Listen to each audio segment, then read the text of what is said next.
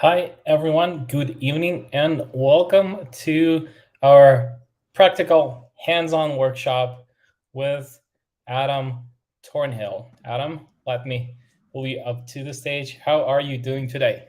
Glad to see you. Hi, Paul, and hi, everyone else. And I'm doing pretty well. I'm very excited to kick off this workshop and talk about a really important topic, technical debt that impacts us all. So I'm looking forward to it. Awesome. So, for clearance to let everybody understand that it's going to be a pretty intense, packed with practical tasks workshop, and it's going to be 2.5 hours, and we're going to have a break probably somewhere in the middle, around 6 o'clock CET. So, like in 1 hour, we're going to have a break, and then we will continue. Also, please make sure to check the links in the chat because we will have some practical tasks.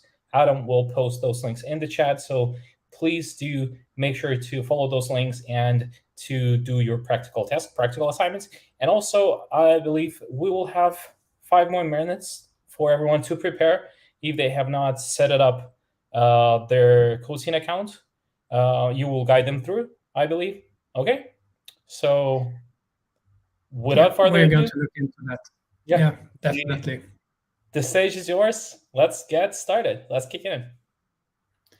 Thank you very much. So let me start by sharing my screen. Let's see here. That looks very promising. Now you should be able to see my slide deck. So good evening, everyone. It's great to be here, and we have a lot of material to cover today. So let's jump in and see if technical debt actually matters and how we can prioritize it. Before I get started, since we're going to spend a couple of hours together, I think it would be only fair that I give a little bit of introduction on who I am and what my background is.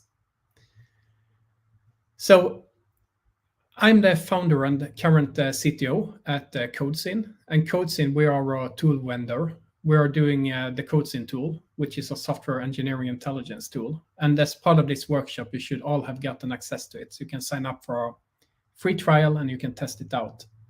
And as attendees in the workshop, you're also going to get a special offer after the workshop.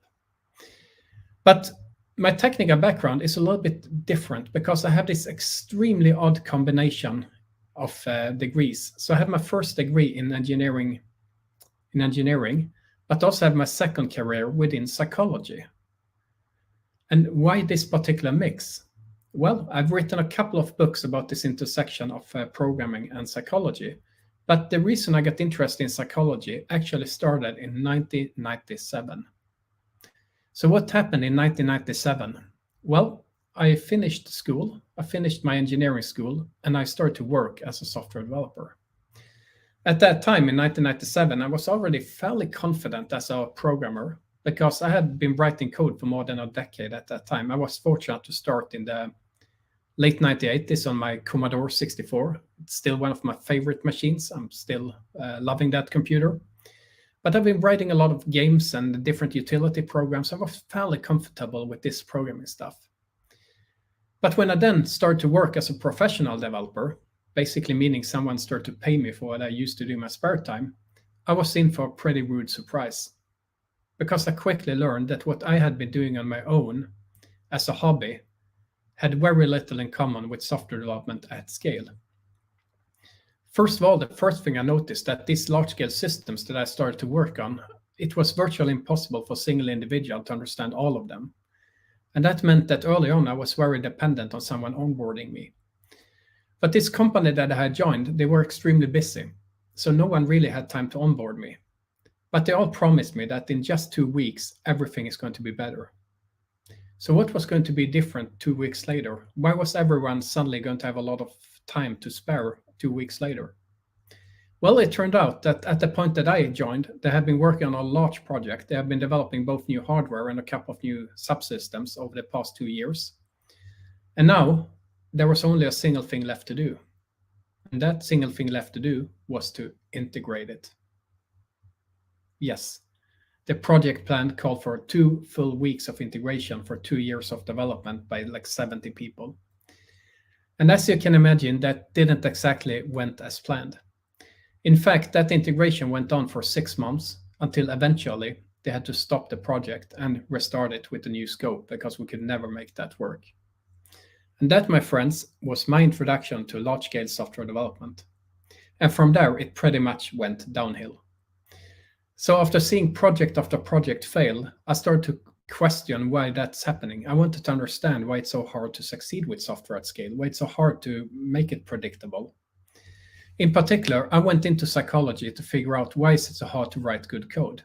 Because I think psychology has a lot to offer to us as technical people, because psychology is a lot about how we think, reason, and how we solve problems, but also how we collaborate with others, and everything is relevant on a software project, right? So what did I learn? What did I learn about why it's so hard to write good code? Well, the first thing I learned when I picked up psychology was that it's an interesting question to ask, but it's also the wrong question to ask. Because the more I learned about the human brain, the more convinced I got that coding is actually too hard for us. The human brain has so many cognitive bottlenecks, and it's a surprise and wonder that we're capable of writing any code at all. Programming should be too hard. And still, we do it every single day, and most of the time, our code even works. So to me, a much better question is that instead of asking why programming is hard, maybe we should question why it's possible at all. Because it turns out that the brain, yes, it has a bunch of cognitive bottlenecks, but the brain is also very good at one thing. It's very good at finding workarounds. So if we understand where the cognitive bottlenecks are in our brain, and how the brain prefers to view our code, then we can actually start to adopt our software design to a brain-friendly format. And that means attending to technical debt. I'm going to cover this and much, much more in this workshop. The high-level agenda looks like this. We're going to start with me talking for maybe 20 minutes. I'm going to talk about the challenges of building software at scale. After that, I'm going to do a live demo for you. And I'm going to introduce a concept called hotspots, which is like the workhorse for prioritizing technical debt. Then you're going to get a chance to do your first exercises. And after that, we're going to look into the concept of healthy code, something I spoke about yesterday for those of you who attended my presentation. But today we're going to dive deeper and actually look at a bunch of different code bases. And you always have the chance to try it on your own code as well. And finally, depending on how much time we need on that, I hope that we can make room for a quick tour of legacy code, which is a field that's a little bit different from technical debt, but the two are, of course, related, and I'd like to cover that a bit. Hope the agenda looks good to you. Let's kickstart this by diving into the challenges of scale. And let's start to talk about software from this perspective, money. Because if 25 years in the software industry has taught me anything, it is that software development is expensive. It's really, really expensive. And I start to think about, okay, all these hours that we pour into software development, where do we actually spend them? And it turns out that this is a pretty well-researched topic. It turns out that if you take a typical product and consider its entire life cycle, there is one traditional phase that really, really dominates in terms of time and money, and that is maintenance. So take a second for yourself now and guess how much of the total life cycle cost, how many percent do you think we spend on maintenance? It's really hard now that we do this virtually, but I've been doing this workshop a couple of times live, and the guesses usually come up being somewhere between 40 all the way up to 90%. And that's pretty interesting because in reality, it is of course a span. But what the research finds is that the average code base tends to spend 60% of the total lifecycle cost doing maintenance. So 60% of our time spent on maintenance, that's interesting. What do we actually get for those money? What do we do during this mythical maintenance phase? Turns out that this is well researched too. So what we actually do as developers is that we're not writing so much new code. Instead, the majority of our time, another 60%, are spent trying to understand what the code does in the first place, so that we can change it to what we need. And this is something that's written down as the 60-60 rule in a wonderful book by Robert Glass called The Facts and Fallacies of Software Engineering. One of my favorite books, I highly recommend it. And so the 60-60 rule simply means that 60% of our time is spent on maintenance, and 60% of that time in turn is spent trying to understand what the code does in the first place. So what this means to me is that if we want to optimize any aspect of software development, we should optimize for ease of understanding. That's where the big win is. Now, before I continue, let me remind you that I'm going to stop approximately every quarter and see if there are any questions for me. So feel free to type questions into the chat. It's, I think, the best interactivity we can keep going, right? So, with the 60-60 rule covered, I have to make a small admission. These numbers that I'm throwing at you, they are pretty dated by now because they're based on research from the 1990s, early 2000s. And I like to think that something quite dramatic has happened to the software industry over the past 2 decades. Can anyone think of what I have in mind here? What has shifted in the way we work during the past 2 decades? That's right, we have all become agile. And that bears the question, where is maintenance happening in an agile project? Or let me rephrase the question. When are we starting to having to understand existing code and modifying existing code in an agile context? Day 2, the second sprint at latest, right? So what this means is that all this research, all these maintenance issues, it might actually be even more important these days in an agile context than it used to be 2 decades ago when I started to write code. Because today in an agile project, we're spending the majority of the life cycle in the most expensive phase there is, modifying existing code. And the reason it's so hard to modify existing code and understand existing code is very well captured in something known as Lehman's laws of software evolution. So Lehman wrote up a couple of observations on software in the 1980s, and they haven't lost any validity. There are several rules of software evolution, but I just want to introduce 2 of them here for you and see if they resonate with your experience. So the first law of software evolution is the law of continuing change. So here, Lehman claims that a system has to continuously adapt and evolve, or it will become progressively less useful over time. Is this something you recognize? Yeah, I thought so, right? This is the very reason why we keep adding new stuff, why we keep adding new features to existing code bases, because a successful product is never done. We need to respond to competitors. We need to respond to new market opportunities. We need to implement everything we learn from existing users. So our code base will continue to change. What I want you to do now is to notice that there is some kind of tension, some kind of conflict to the second law of software evolution. And that's the law of increasing complexity. So what Lehman claims here is that when our system evolves, its complexity will increase unless we actively try to reduce it. And it's very easy to see here, if we fail to act upon an increase in complexity, it will become harder and harder to respond to change. And that puts us in the context of technical debt. Now, technical debt in itself is a pretty big topic. So I would like to start with just one of the key properties of technical debt. Because technical debt, to me, the definition I use is that technical debt means that we have code that's more expensive to maintain than it has to be, right? That's technical debt for me, and that's the one definition we're going to run with it in this workshop. The interesting thing with technical debt is that it largely lacks visibility.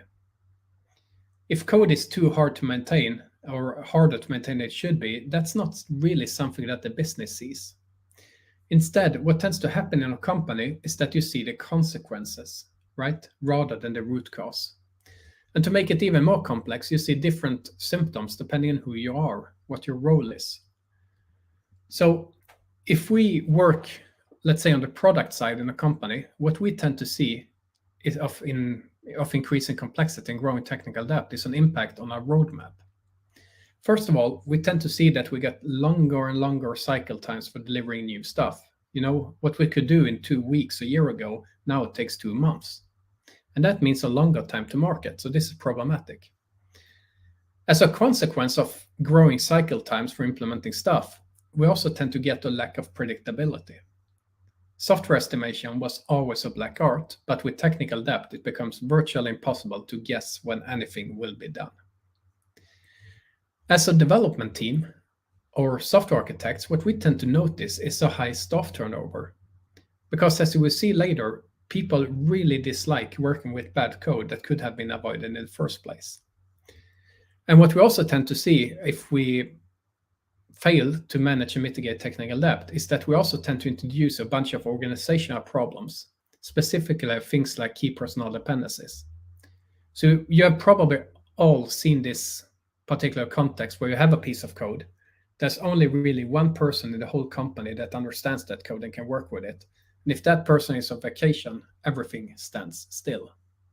That's a typical consequence of unmitigated technical debt. Finally, what do our users experience? Well, they tend to see this. They tend to see bugs. And bugs is an impact on the external quality of our product. And the actual root causes remain largely hidden, opaque, and obscured. So if we have a really, really important driver and influence on our business in technical debt, how can we bring visibility to the problem? Well, there have been a number of attempts over the years, and I want to show you the most popular one. So if we have technical debt, why not simply try to put a number on it? Why not simply try to quantify it, right? If I, as a business owner, could figure out that, okay, our technical debt is costing us $2 million a year, okay, then I would probably put my attention there. So at the surface, this looks really promising. And I've seen it attempted in practice because what happens is that you typically use different static analysis tools. So you scan the code base, you look for different rule violations. For example, you might have a function that's 3 times as long as it should be. And then you have different rules that tell you that, okay, refactoring this function, it will take 2 hours. So now I have 2 hours of technical debt. Then the tools continue to scan, and they might find that, yeah, you have a public method that lacks documentation. That takes 5 minutes to fix, and now we have 2 hours and 5 minutes of technical debt. It simply continues like that. And at the end of the day, they sum it up, and you get to see a number on the impact. The first time I saw this attempted was that when I visited a client in England, like 7-8 years ago. Because prior to my arrival, they had used one of these tools. They've taken them and thrown that tool at their 15-year-old code base. And this tool happily reported that on your 15-year-old code base, you have accumulated 4,000 years of technical debt. I like to put things into perspective. So 4,000 years of technical debt. 4,000 years ago, that was here. That's the start of recorded history through the invention of writing. So, on a side note, I'm always curious, what kind of programming language did I use? A Fortran, a Lisp?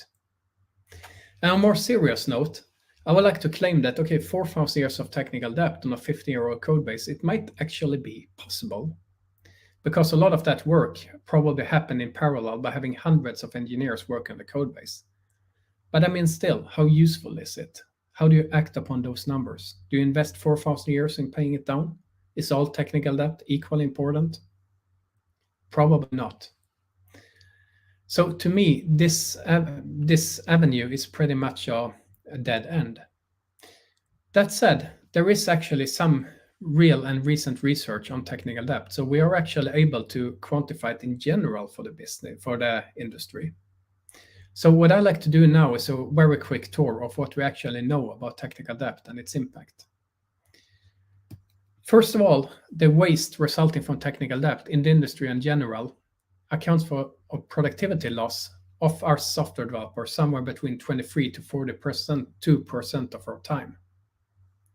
So that means that every single week, if I work 40 hours in a high technical depth setting, roughly half of that time, 20 hours, are simply wasted due to the consequences of technical depth and bad code.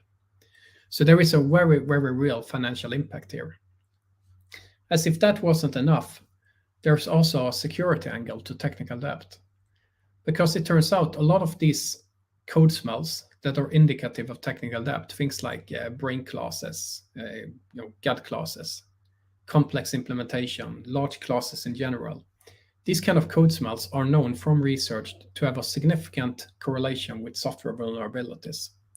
And that simply means that if we have bad code with a high degree of technical debt, then that piece of code is also more vulnerable from a security perspective.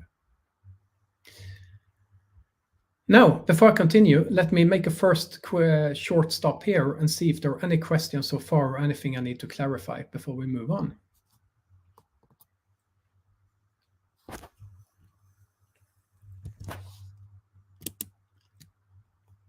So let's see, I can see the chat here. Yeah, just a second. I'll show you the questions. Yeah. Okay, here we go. I can see them. I can see there's a question here regarding the 60%. How big is the span? So the span can be pretty big. The lowest numbers I've seen are 40% spent on maintenance, and the higher number were around 90%. What I think is important to clarify is over the past 2 decades, the amount of maintenance has actually increased with 50%. So it has grown a lot. So I would like to think that software systems today are supposed to live a little bit longer and probably be developed for longer too. Okay, then, yeah, exactly. Then there's an observation from Jamie here, where he writes that there's probably a transition from shrink-wrapped one-off code bases to code bases as a service. And yes, that's definitely what I see too. I mean, if I think back to when I started to write code and I did my computer games, right, that was a one-off thing. When the game was done, you kind of shipped it and you never looked at that code again. Today, if you just look at the gaming industry, today's games, they are being developed for, a decade without a problem, right? You need to come out with new releases, new features. So the way we use software today is very different. So I think that's a big explanation as well. It's also that software today is, of course, everywhere.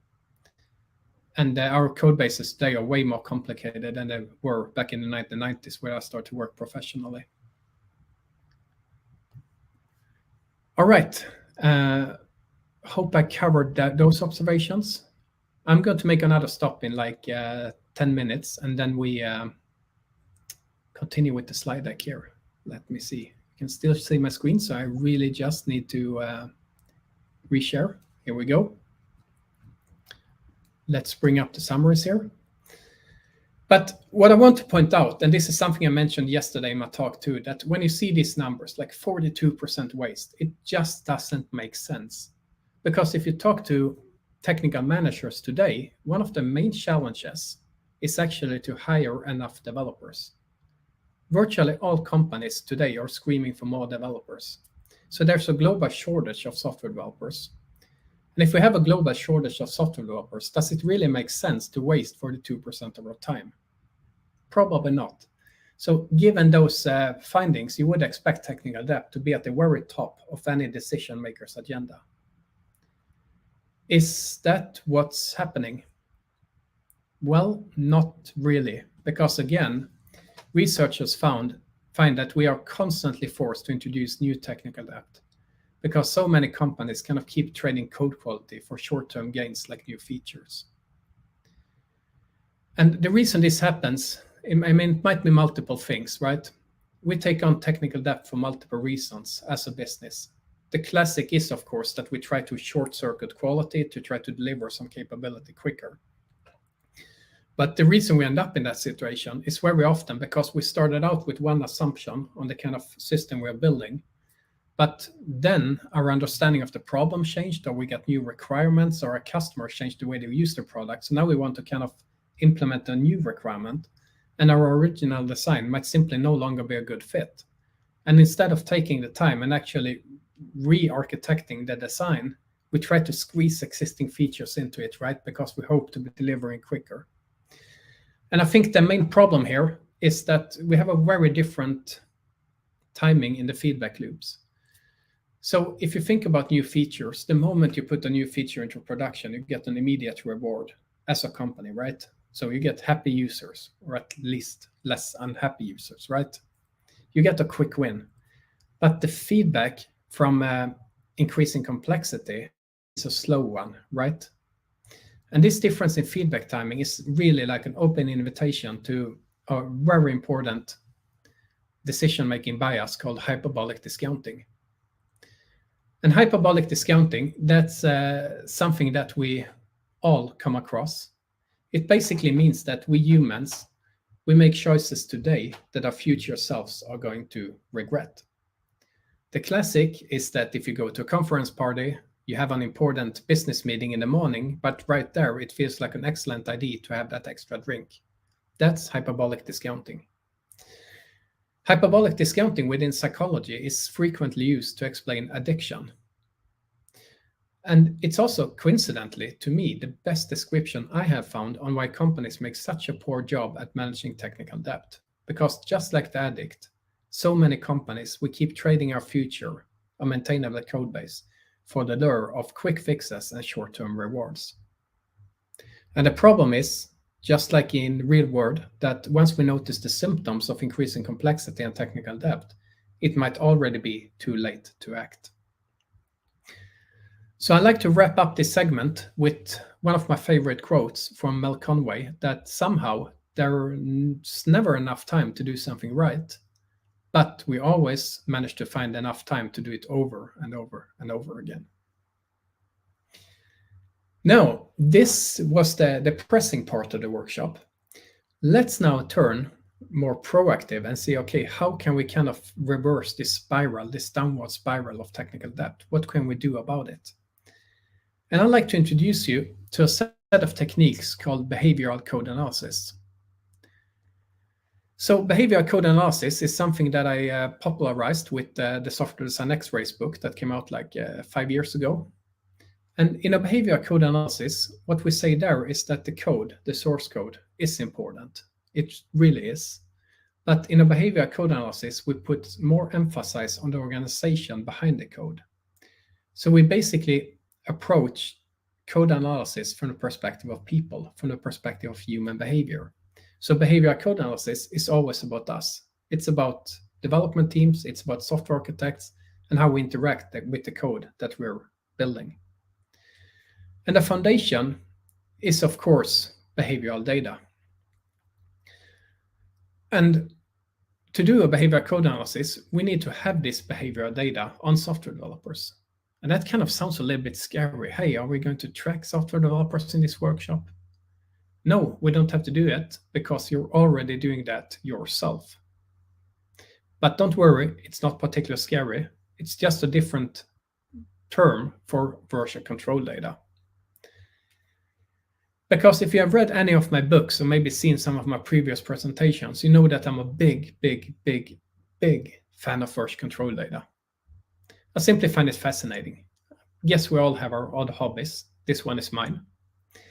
But the reason I'm fascinated by version control is because historically, we have used version control as an overly complicated backup system for code and occasionally as a collaboration tool. But in doing so, we have built up this absolutely wonderful data source over how we, as an organization, interact with the code we're building. So by tapping into version control, we can not only get like a time dimension into our code, right? So we understand which pieces of code were worked on, by whom, and when that happened. We also get a ton of social information because via version control, we're capable of understanding which developer wrote which code. And that's something we can aggregate into teams to reason about that whole organizational dimension. Now, I understand that all of this could still feel very, very abstract. So what I want to do now is to make it a bit more tangible by doing a live demo on a real-world project. Before I do that, let me quickly check if there are any questions so far. Otherwise, I go ahead with the demo. So let me turn to the chat. Let's see here. No, not so many. A couple of observations. So there's one observation around. I haven't heard about the brain class before. No, so a brain class, has a couple of different names. I think the most common name is God class. It can also be labeled as the blob antipattern, but they are basically the same thing. Then there's a question from Ares. Does the 60-60 rule change in agile times? Yes, I like to say so in many, many different contexts, because these numbers, they predates agile.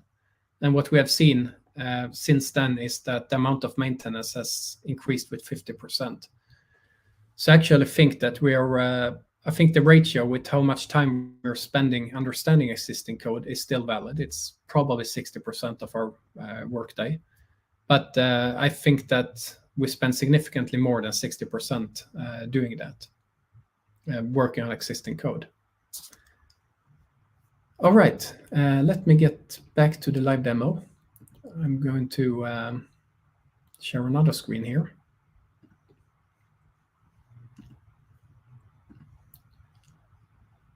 Here we go. So you should now see something that looks a little bit like a bacteria culture, but it's not. What you see on screen here is actually 2 million lines of code visualized inside CodeScene, the tool that you all have access to now. And this is a code base that some of you might be familiar with. It's an open source system. That's why I can share it with you. It's an open source system called Erlang OTP. So it's the Erlang programming language and runtime developed by Ericsson originally, and open source since many, many years. So 2 million lines of code. I've been writing code for more than 3 decades. And I'd still like to claim that if I should understand 2 million lines of code, that would take me years. It's virtually impossible for a single individual. So if I would have to read through 2 million lines of code to understand where technical depth is, I would be busy for a long, long time. And this code base is also developed by more than 600 developers historically. What that simply means is that each one of those 600 people, they probably have their own piece of the puzzle, right? So they have their local knowledge about what they consider the worst technical depth. But how do we piece that together and get this holistic overview? It's virtually impossible. So what I hope to show you now in the demo is how quickly you can get an accurate overview of where your technical depth is, and even more importantly, how to prioritize it.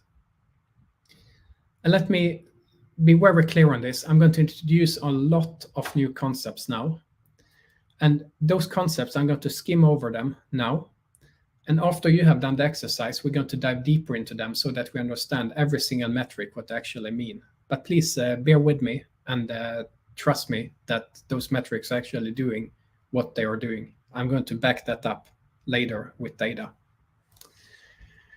So how does this visualization work? Well, the first thing is that it's interactive. So it always follows the structure of the source code. So you see these circles that I'm hovering over right now. Each one of those represents a top-level folder in that code base. So when you run CodeScene on your own tool, you're going to see that each one of these circles, they're going to represent a top-level module or a high-level component or a subsystem or even a microservice if you use multiple repos. It's also interactive, which is really, really important for large-scale systems, because that means that I can zoom in to any level of detail I'm interested in. So let's see that maybe I'm responsible for the agent package here, right? So I can zoom in on the agent package. And when I do that, I see that each file with source code is visualized as a circle. And you see that the circles, they have a different size. That's because size is used to reflect the number of lines of code. So that gives me a sense for how big any potential problem is. The most important thing here is the color, because the color reflects a metric called code health. I'm going to talk much, much more about code health soon. But for now, all I want to say is that code health is an aggregated metric. It's calculated from the source code by looking at multiple different factors that we know impacts the maintainability of code. And what CodeScene does is that it categorizes every single file into 3 different categories. So first of all, like in the real world, green is good. So green code means code that's easy to understand. And that's important, right? Because that's where we spend most of the time. So if the code is easy to understand, it also means that it minimizes the risk. So not only will I be able to understand the code quickly as a developer, I will also be able to make changes to it safely with low risk. Then we have the yellow category, and yellow means that this code has started to take on technical debt. The code is going to be harder to understand. It's going to take longer to make changes to it. They are going to be more risky. And unless we are really, really careful here, we might make the code even worse, take on more technical debt, increase the complexity, and we might end up with red code. And once our code goes red, it's going to be really, really hard to modify it and add changes. And I'm going to support all of these statements with data later in the workshop. So with that briefly covered, what code health does is that it enables us to get this overview of where are the potentially weak parts in the code base, the parts with unhealthy code, and where are the strong parts of the code base. So I like to claim that if this was all that we had, it would already be useful, because this is information that we can use to communicate inside a company. And these are some important use cases that I'm going to come back to. Because using a visualization like that, I'm a big fan of visualizations, because we humans, we are visual creatures, right? A large part of our brain is dedicated just to visual processing. And what I also like is that by using visualizations, we can make code less abstract and more accessible even to our managers. So using this picture, we can get a shared understanding of where the weak and strong parts are. And now, the title of this workshop is Prioritizing Technical Debt as if time and money matters. Because if we have the code health information, it's a very solid foundation, but we need more. Because if we stopped here, we would basically be in that situation where we have 4,000 years of technical debt and we don't know what to do about it. Because remember, what you see on screen is 2 million lines of code. And if we just sum up the modules that are red code here, we will end up with probably like 600,000, 700,000 lines of code that's red. And there's no organization that can afford to refactor all of that code to pay down all that technical debt. Because that would basically mean that you put all your features on hold for a couple of years and just rewrite the system. And if you do that, most companies would probably be out of business by then. You would be Netscape, and that's not good. So we need to prioritize this. How can we do that? Well, let me show you the behavioral perspective. So if this is the code health perspective, the quality perspective, let's look at the behavior of the development teams. In CodeScene, we call this hotspot analysis. So now we see that it's the same visualization, but now the colors have changed. So everything that's red here, that indicates development activity. So this is data that we measure from Git, from version control. We tap into Git and we simply look at where have most of the development work been recently, typically going back 6 months, 12 months, depending on the scale of the project. And this gives us a much needed perspective. Let me show you why. If I switch back to a code health perspective, we see that there's a lot of red code here in Megaco. So that means that we have some technical debt there, right? But if I switch over to the hotspot perspective, I see that there's virtually no development activity in Megaco. So even if the code might be hard to understand, it doesn't really impact us because it's stable code. Perhaps it just works wonderfully in production. There's not a single feature planned for that area. Should we really spend time rewriting, redesigning, refactoring that code? No, we probably have much more urgent matters to attend to, and the hotspots point out where they are. So a few other things that you might want to know about before we go to the exercise. if I zoom out again, then we see that, okay, in a large system, I might have multiple different hotspots, and it might not always be clear where to start. So can we prioritize even deeper? Yes, we can. Inside CodeScene, you can press this refactoring targets tab.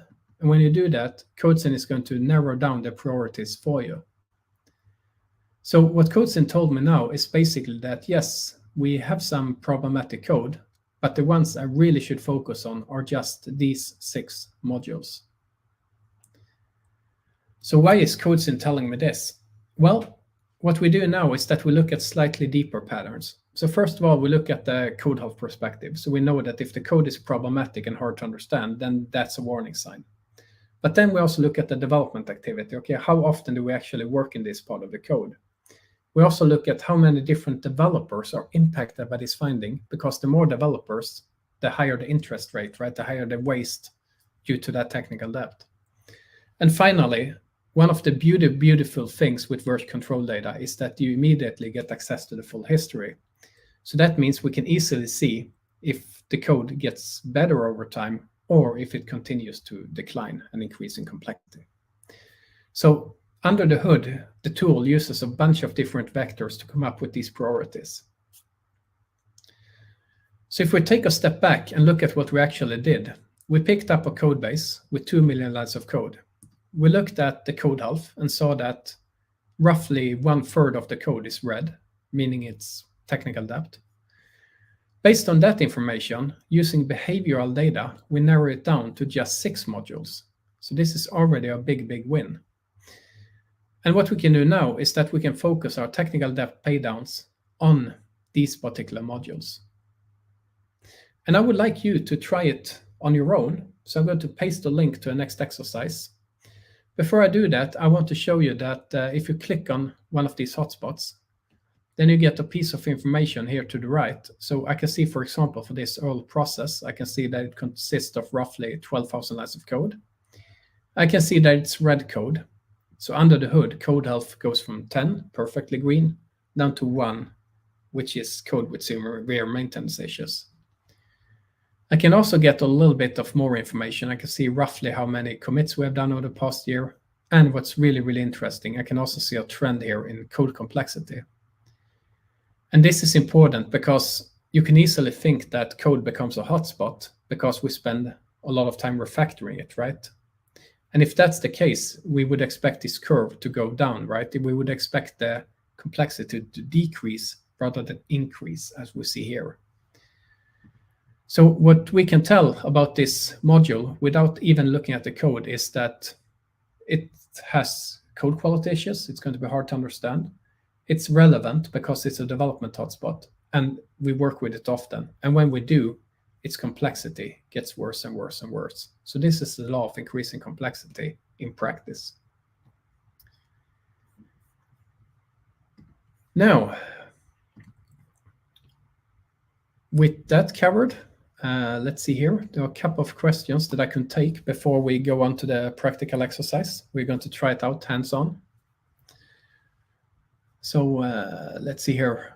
First question is from Jordanka that says, would you say that technical debt is a bigger problem in companies working on outsourced projects for other companies compared to companies working on their own products? So no, not necessarily. I wouldn't say that. I haven't seen any such correlations myself, not in terms of code quality. What I do see with outsourcing is that there tends to be a huge uncertainty because many companies are quite used to work with uncertainty. Wait, no, sorry, they're not. They're quite used to work with outsourcing. So that means that as a company, we're usually pretty good at putting up requirements like functional requirements, non-functional requirements. But what we almost never do, at least I've never seen it happen in practice, that is to actually put some quality requirements on what we get back. So I think that's the missing piece. So I hope I managed to answer that one. Yes. Then we have a question from John. How do we handle the ID where they, the business, simply want to rewrite it later? So for now, it just gets worse. I actually have an answer to that. I'm going to cover this in much more depth further on in the workshop. But to kind of summarize what I'm going to show you in more detail later, because I'm going to help you make the business case for refactoring. I think the most important thing is to bring visibility to the problem, because the reason that many managers kind of push away refactorings and down prioritize it is simply because they don't understand the magnitude of the problem. So if we can take our technical metrics and translate them into a business context, then we can also make it relevant for management, and that helps to get their attention. So I'm going to show you some techniques for that later. Okay, what else do we have? There we have it. I like this one from EHAR. Could TDD, test-driven development, be the pill for reducing technical debt? It's a very interesting question. So a little bit about my background. I been working a lot in the test automation space. I also used to do workshops in test-driven development. I was adopting it very, very early, almost more than 20 years ago. So I'm a big fan of TDD. That said, TDD sounds really simple, but it's really a high discipline methodology, and it requires a lot from us as developers. We need to be very attentive to the actual design that we're creating and how our test cases evolves.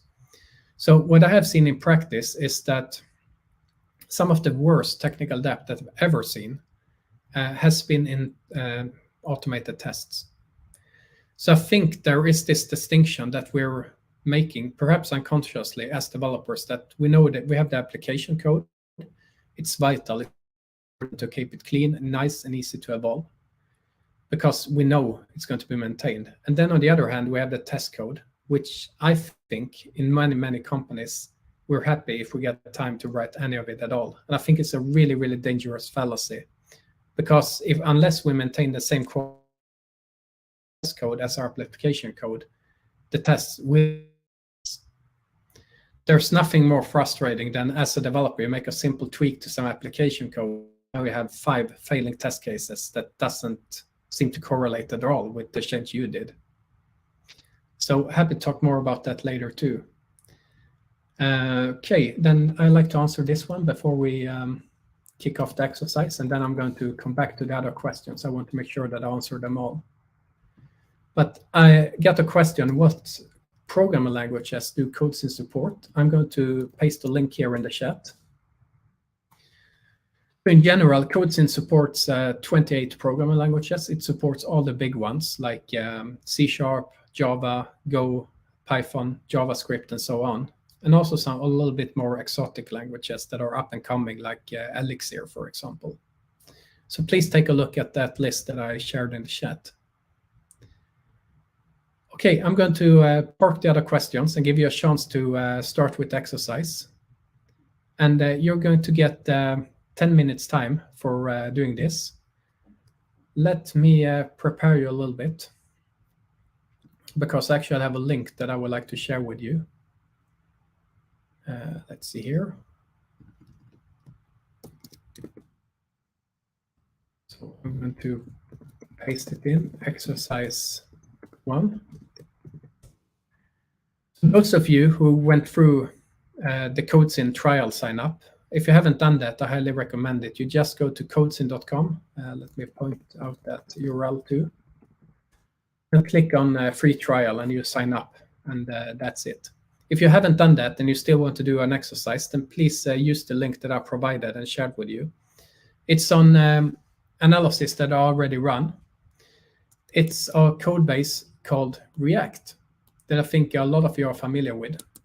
So React is a UI library from Facebook, and it's become extremely popular. So it's very, very many web projects use it for their front-end development. So I thought it could be interesting to kind of peek under the hood and see what can we actually find in React. So let me share my slides, and I'm going to give you the full exercise.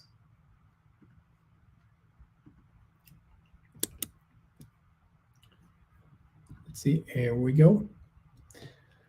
So your task is to do a hotspot analysis of React. So if you just click on the link that you have there, you get to this visualization that I showed you. And remember, it's interactive, so you can click on something and you zoom in. You click outside that circle, you zoom out. And your task now is to try to identify 3 hotspots that you think would represent high interest technical debt.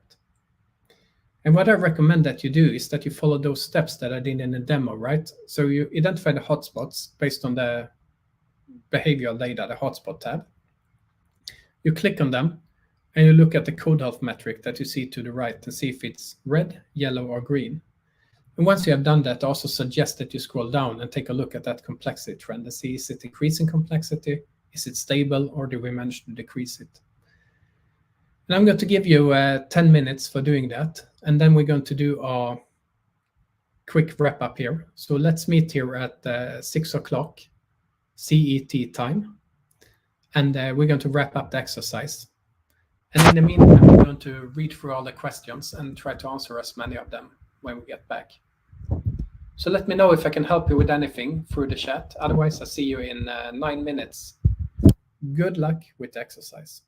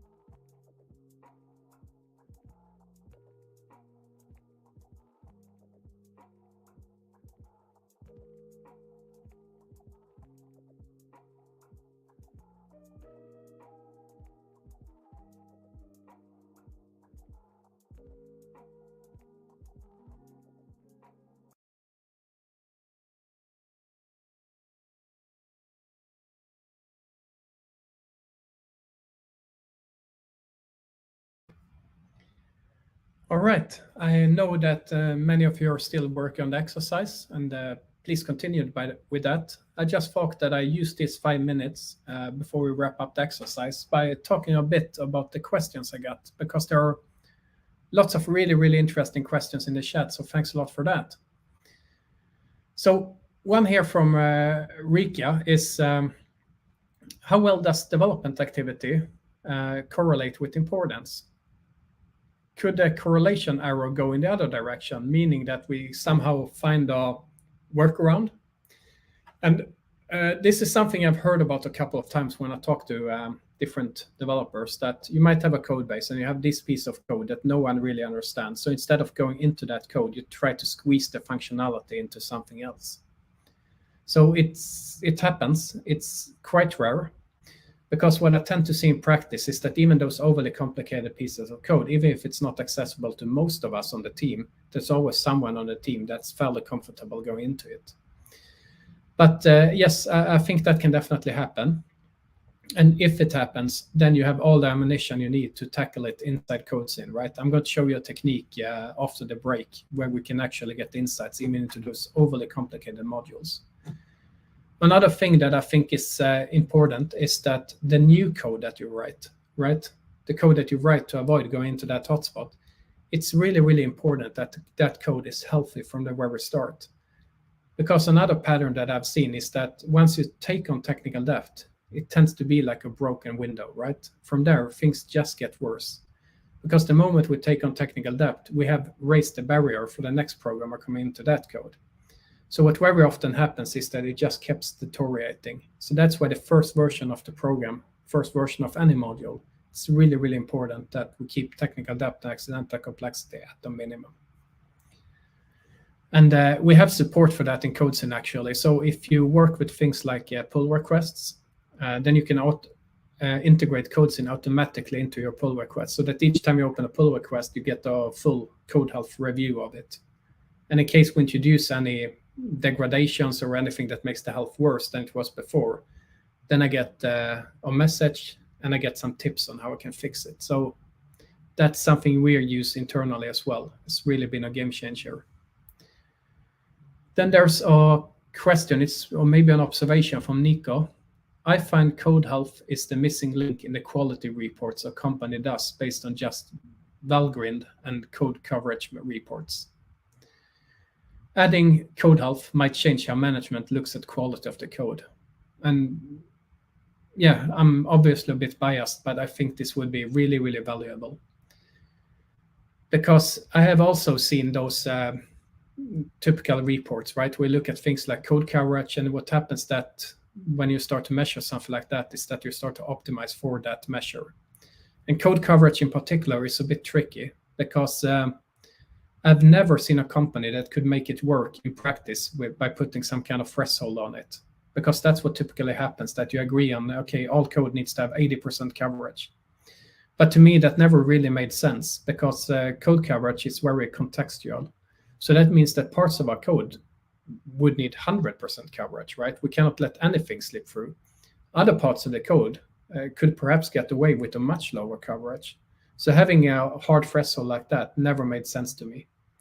And code coverage in itself doesn't tell anything at all about the quality of the code or how easy it is to evolve and maintain it. So yes, I think code health to me is one of the most important metrics.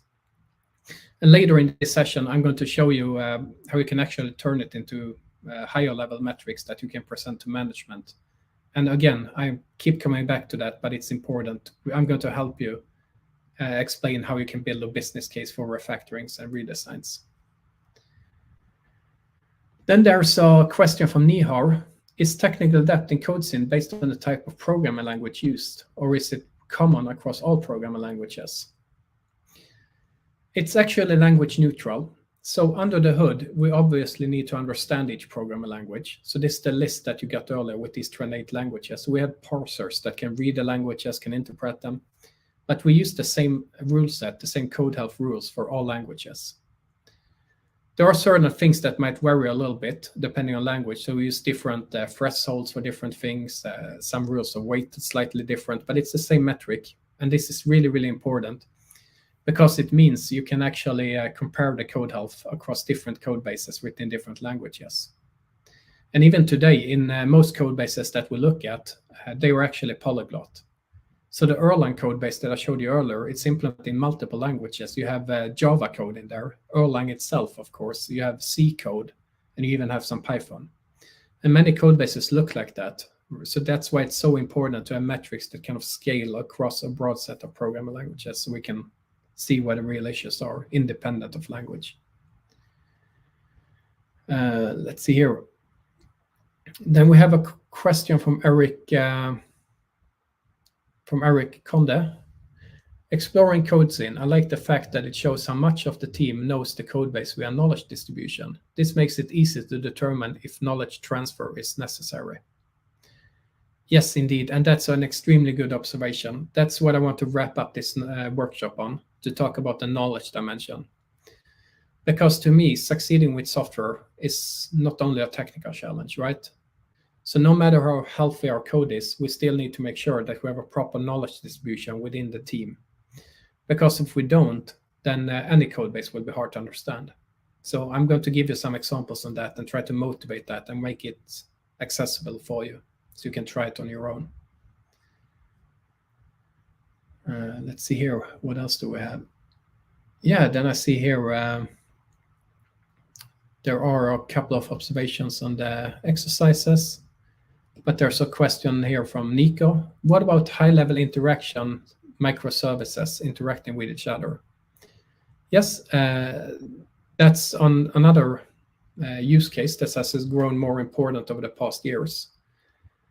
I haven't included it in this workshop, but I have conference talks where I talk about the dependencies between different microservice and architectural elements in general. And I have, I think, 2 or 3 chapters on it in Software Design X-Rays, the book. And Hotspots, of course, work in a microservice setting too. So with CodeScene, you can add as many repositories as you want, and you can visualize Hotspot at the microservice level. But with microservices, most of the complexity that really matters tend to be in the interactions between them. So what I use to deal with that is another concept called change coupling, which is about finding logical relationships between different services. And change coupling is super interesting because something that, again, you cannot calculate from source code. What we do instead is that we look at, in case of microservices, we took a look at different Jira tickets or Trello tickets or Azure DevOps tickets or whatever ticketing system you use. Because if you do smart commits, that is your commit messages or your PRs, they include a reference to the ticket you worked on. Then CodeScene can actually figure out that, okay, when this team changed this microservice, it was because this other team made a change over here, but they're relating to the same ticket, to the same issue. So that means we can actually piece together the logical dependencies. And that gives you a way of visualizing the cost of change inside the tool. So that was a very brief introduction, but the key term is change coupling. Let's see here. I actually have a blog on that. I'm going to post it to you. If you give me 2 seconds, I'm going to dig it out. Let's see here. It's an old one, but it explains the concepts and gives a couple of examples. So I'm posting the link here on change coupling. Here we go. Kill the clones is the name of the article. All right. I see there are a lot of other questions. I will be happy to take them after the break. But before we do that, I think it would make sense to kind of walk through the exercise and see what you found.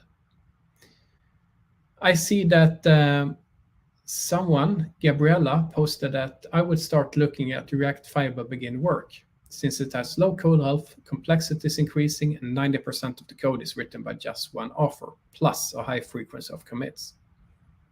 Very cool. So let me try to share my screen again.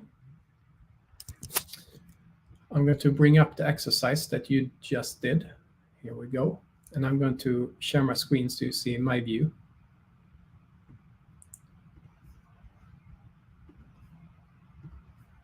Here we go. Now you should be able to see my analysis of React. This is the one you looked at before. So we see here with React, first of all, most of it is, of course, implemented in JavaScript, There are a couple of modules in TypeScript and so on, but most of it is JavaScript, unsurprisingly.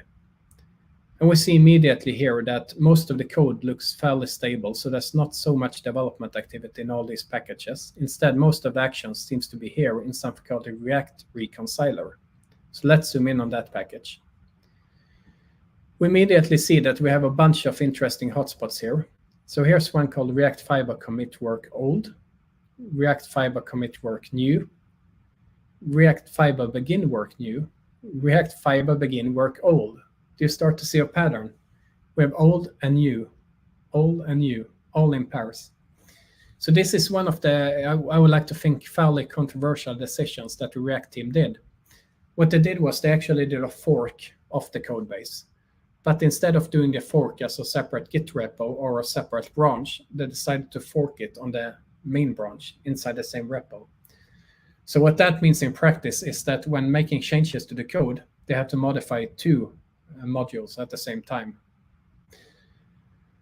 And we see here that this was the one that was pointed out from the attendee. So if I click on this one, React Fiber begin work, I see that indeed it's a pretty large file, 3,000 lines of code. Not as big as the one hotspot we found in Erlang, but probably 10 times as big as I would be comfortable with personally. So this is a pretty large module. We also see that its code alph is quite low with 1. So that indicates that this code is going to be expensive to work with. And we see that's a ridiculously high change frequency. So 58 commits just over the past year. So that's like more than once a week, some developers impacted by the excess complexity here. And we see that that impact is mainly happening for Mr. Clark here, who has written most of the code. So to me, this would be a risk factor, having one developer written so much of this complex hotspot, because if that person leaves Facebook or leaves the team, we're really, really going to struggle with kind of understanding that code and being able to maintain it. And we know it's a relevant finding since this is a hotspot. That means we work on it all the time. So it's likely to continue. Finally, looking at the complexity trend, we see that this hotspot kind of grew rapidly late 2019, early 2020, just accumulated complexity. It has leveled out a little bit, but it's still steadily increasing. So this seems to be a problem that gets worse over time. And the right time to address this problem would probably have been here sometime during 2019, right? If this team would have used CodeScene, they should have seen the complexity going through the roof. And that would have been the time to kind of stop this problem from accumulating. All right, as you see here, there are a couple of other potential candidates. We could also look at the React Fiber commit work, which also exhibits very similar numbers. And we also see its complexity trend has increased extremely rapidly here lately. So it's growing steeply in complexity, more or less, as we speak. So to me, this would be another good candidate. So there are a couple of them. Now, I hope you found the exercise interesting and that you get familiar with hotspots and code alpha at a higher level. What I'd like us to do now is to take, let's say, a 5 minutes break. I think that's enough. So if we meet again at 6:13 CAT time, then we'll continue from there. So take the chance, stand up, walk around a little bit, and then we continue by diving much, much deeper into the business impact of code alpha. So see you in a couple of minutes. 18:13.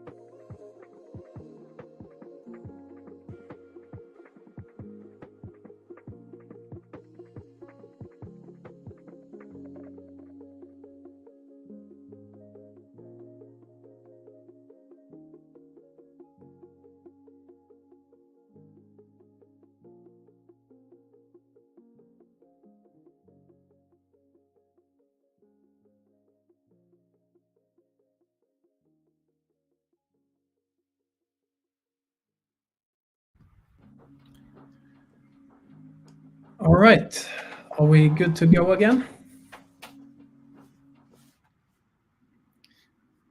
So now to continue, I'd like to cover quickly a couple of questions. Looking in the chat, I see that most questions right now seem to be around how do we convince management that we need to do something about technical debt, more or less. How do we build a business case for refactoring? So that's what I'm going to talk about next. The other questions that I see is that some are asking about what about CodeScene if we have security concerns, or we have very sensitive data. For example, we might work on financial or banking applications that we cannot put in the public cloud. So the good news are that there is an on-premise version of CodeScene too. And the thing with that is that CodeScene also comes delivered as a Docker container. So you can spin it up on your private cloud, or you can run it in your own data center. So I posted a link in the chat here in case you want to run CodeScene locally, then use that link to request a free download and a free trial license for a local installation. I should also mention that since we at CodeScene, we are quite used to treat sensitive data because a code base is an important IP, an important intellectual property to most our clients. So we are actually ISO 27001 certified, meaning we are information security certified. So we're very used to deal with that. So feel free to reach out to me or my team after the workshop if you have any follow-up questions on that. Then there are also a couple of questions around the integrations with the tool, like do we only integrate with Git or also Jira, Jenkins, and so on. So CodeScene only supports Git natively, but that doesn't mean you cannot analyze other code bases, because if you use something else like Mercurial or Subversion, you can still use CodeScene. What you do in that case is that you set up an automated conversion bridge that takes your, let's say, Mercurial activity, mirrors it to a local read-only Git repo, and you point CodeScene to that one. So that's something we have a very good experience with too. CodeScene also integrates into a bunch of other workflows. So I already mentioned pull requests. So if you use GitHub, Bitbucket, or something else, then you just press a button in CodeScene and we automatically integrate your pull requests. Make sure to review them. You can use CodeScene as a quality gate. And we also provide this code out feedback directly to developers when we open a pull request. In our roadmap, we are planning to release on IDE integration that lets you check code off the moment you write the code. And the IDE integration is scheduled to come out early next year. So I'm targeting something like January, maybe early February. And yes, I think that's it. Let me see if there's another question.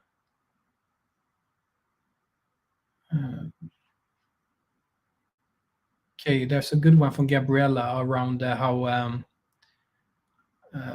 to measure code health. I think I'm going to cover that now because I'm going to dive a little bit under the hood and show you what it actually does. Okay,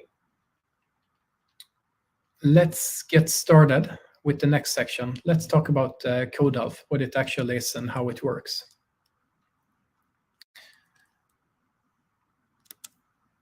Let me start by sharing my screen.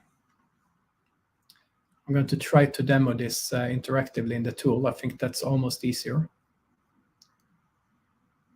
So you should be able to see my screen again. And we're back to this code base that we looked at before, the code health in Erlang. So first of all, code health is an aggregated metric. So what we did at CodeScene is that we identified 25 factors or 25 anti-patterns that we know that these are expensive. Once we have any one of these in the code, it's going to be harder to comprehend. And to give you some examples on what those are, we can bring up, I have a slide deck on that I used yesterday in my session. To give you an, oh, sorry, that was the wrong view. Let's see if I can mirror display. This is really complex with a lot of options. Let's see here. It's not playing along. Here we go. So it's an aggregated metric. So that means that when CodeScene sees a file, it's a file level metric. Then we parse that file. And we put it into our analysis pipeline where we look for these 25 different factors. And I'm only going to show you a couple of them now as examples. So you can explore more in the CodeScene documentation if you want the full list. But basically, we look at factors at 3 different levels. First, we look at design issues at the module level. And some typical examples include classes or modules with low cohesion. And low cohesion simply means that we have too many responsibilities in a single module. The reason this is problematic is that, to me as a programmer, if I have too many responsibilities in a module, that code is going to be really hard to understand, because now I need to understand all these different business rules that are stuffed into the same part of the code. So it's a huge cognitive overhead with low cohesion. It's also a correctness problem, because if I have too many responsibilities in a single module, that basically opens up the risk for things like unexpected feature interactions, which are some of the worst bugs that we can ever have. And if we are not careful with modules with low cohesion, we can actually make them worse. We can turn them into brain classes. And as I mentioned earlier, brain class, also known as God classes. It's this class that seems to do everything. So the way CodeScene identifies it is by combining a number of rules. We look for a class with low cohesion that is also large in terms of lines of code, and 3, contains at least 1 brain method. And brain methods are function level issues. So brain methods is something that I think you have all seen at some point in your career.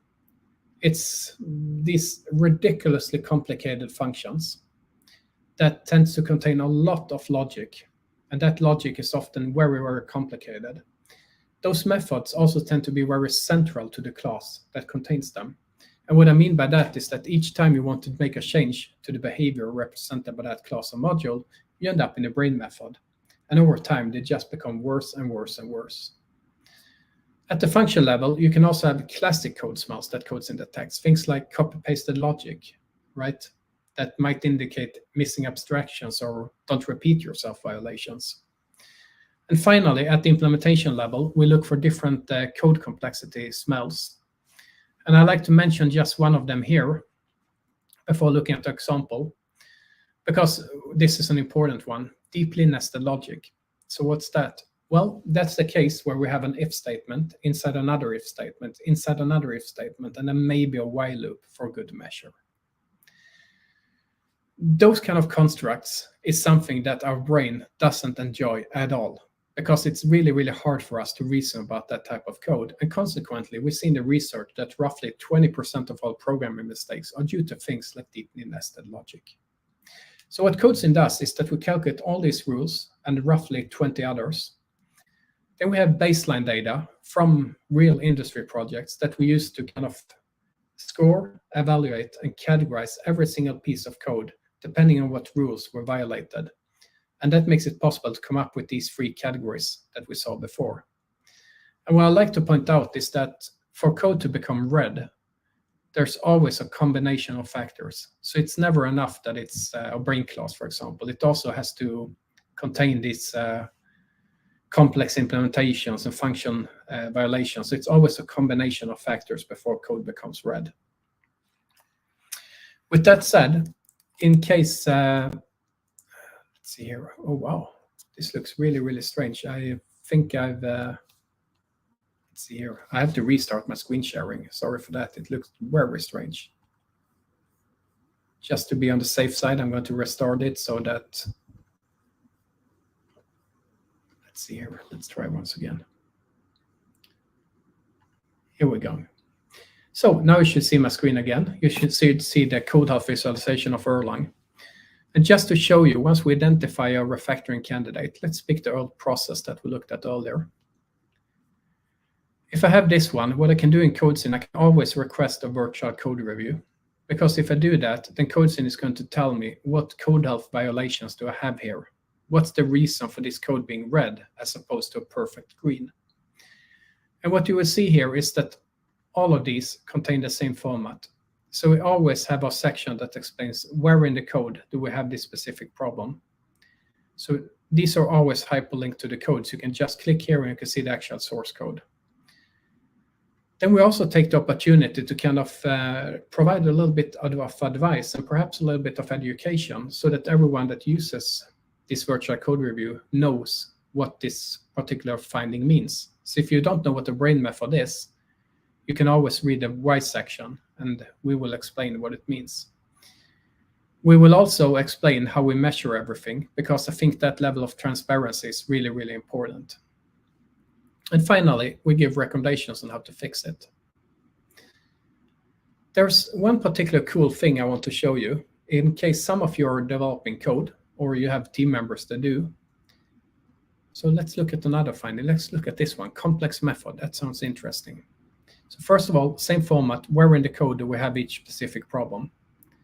Why is it a problem?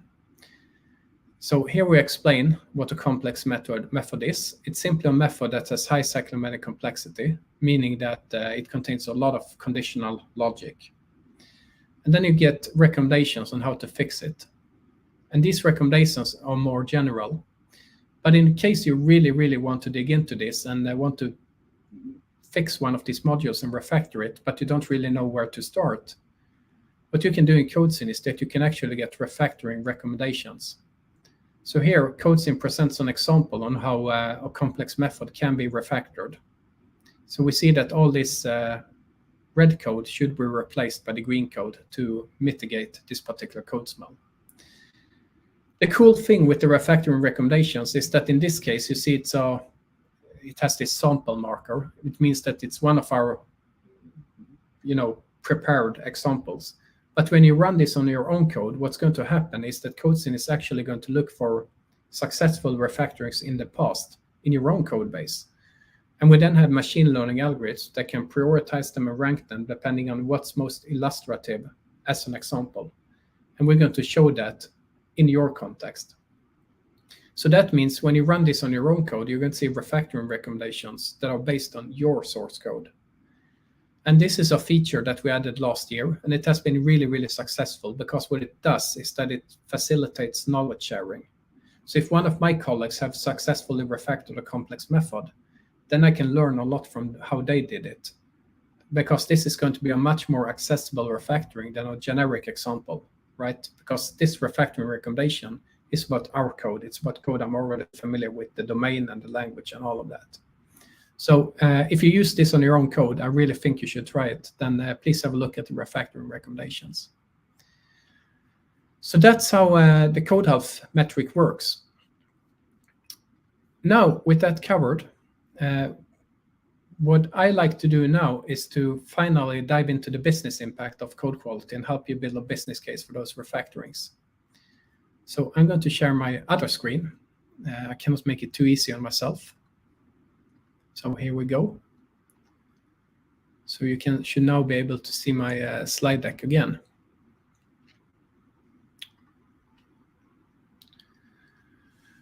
So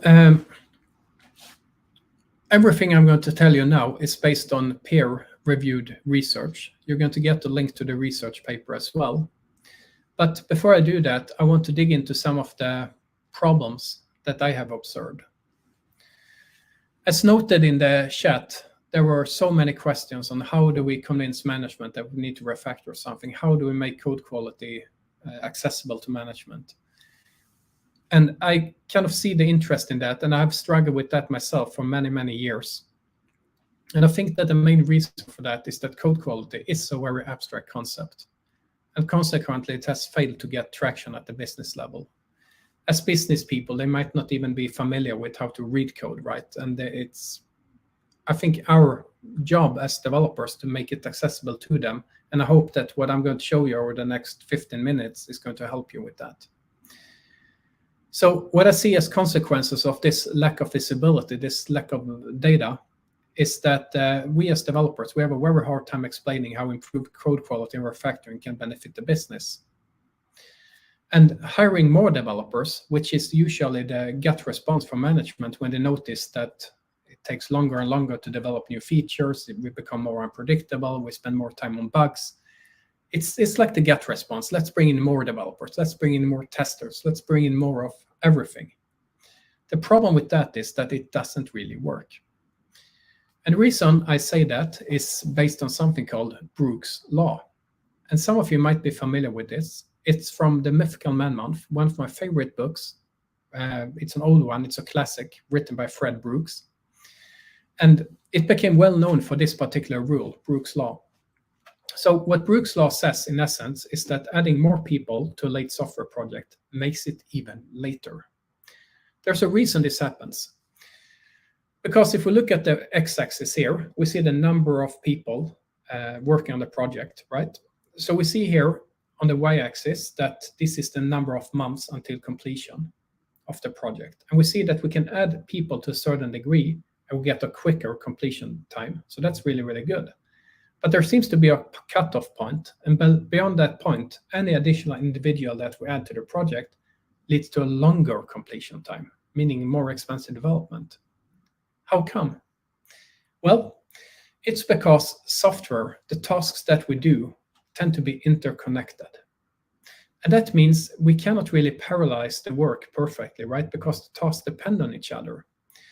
So what happens is that if we overstaff a project, we add more people than what the code base can sustain, then we end up wasting all that additional time and then some on coordination and communication.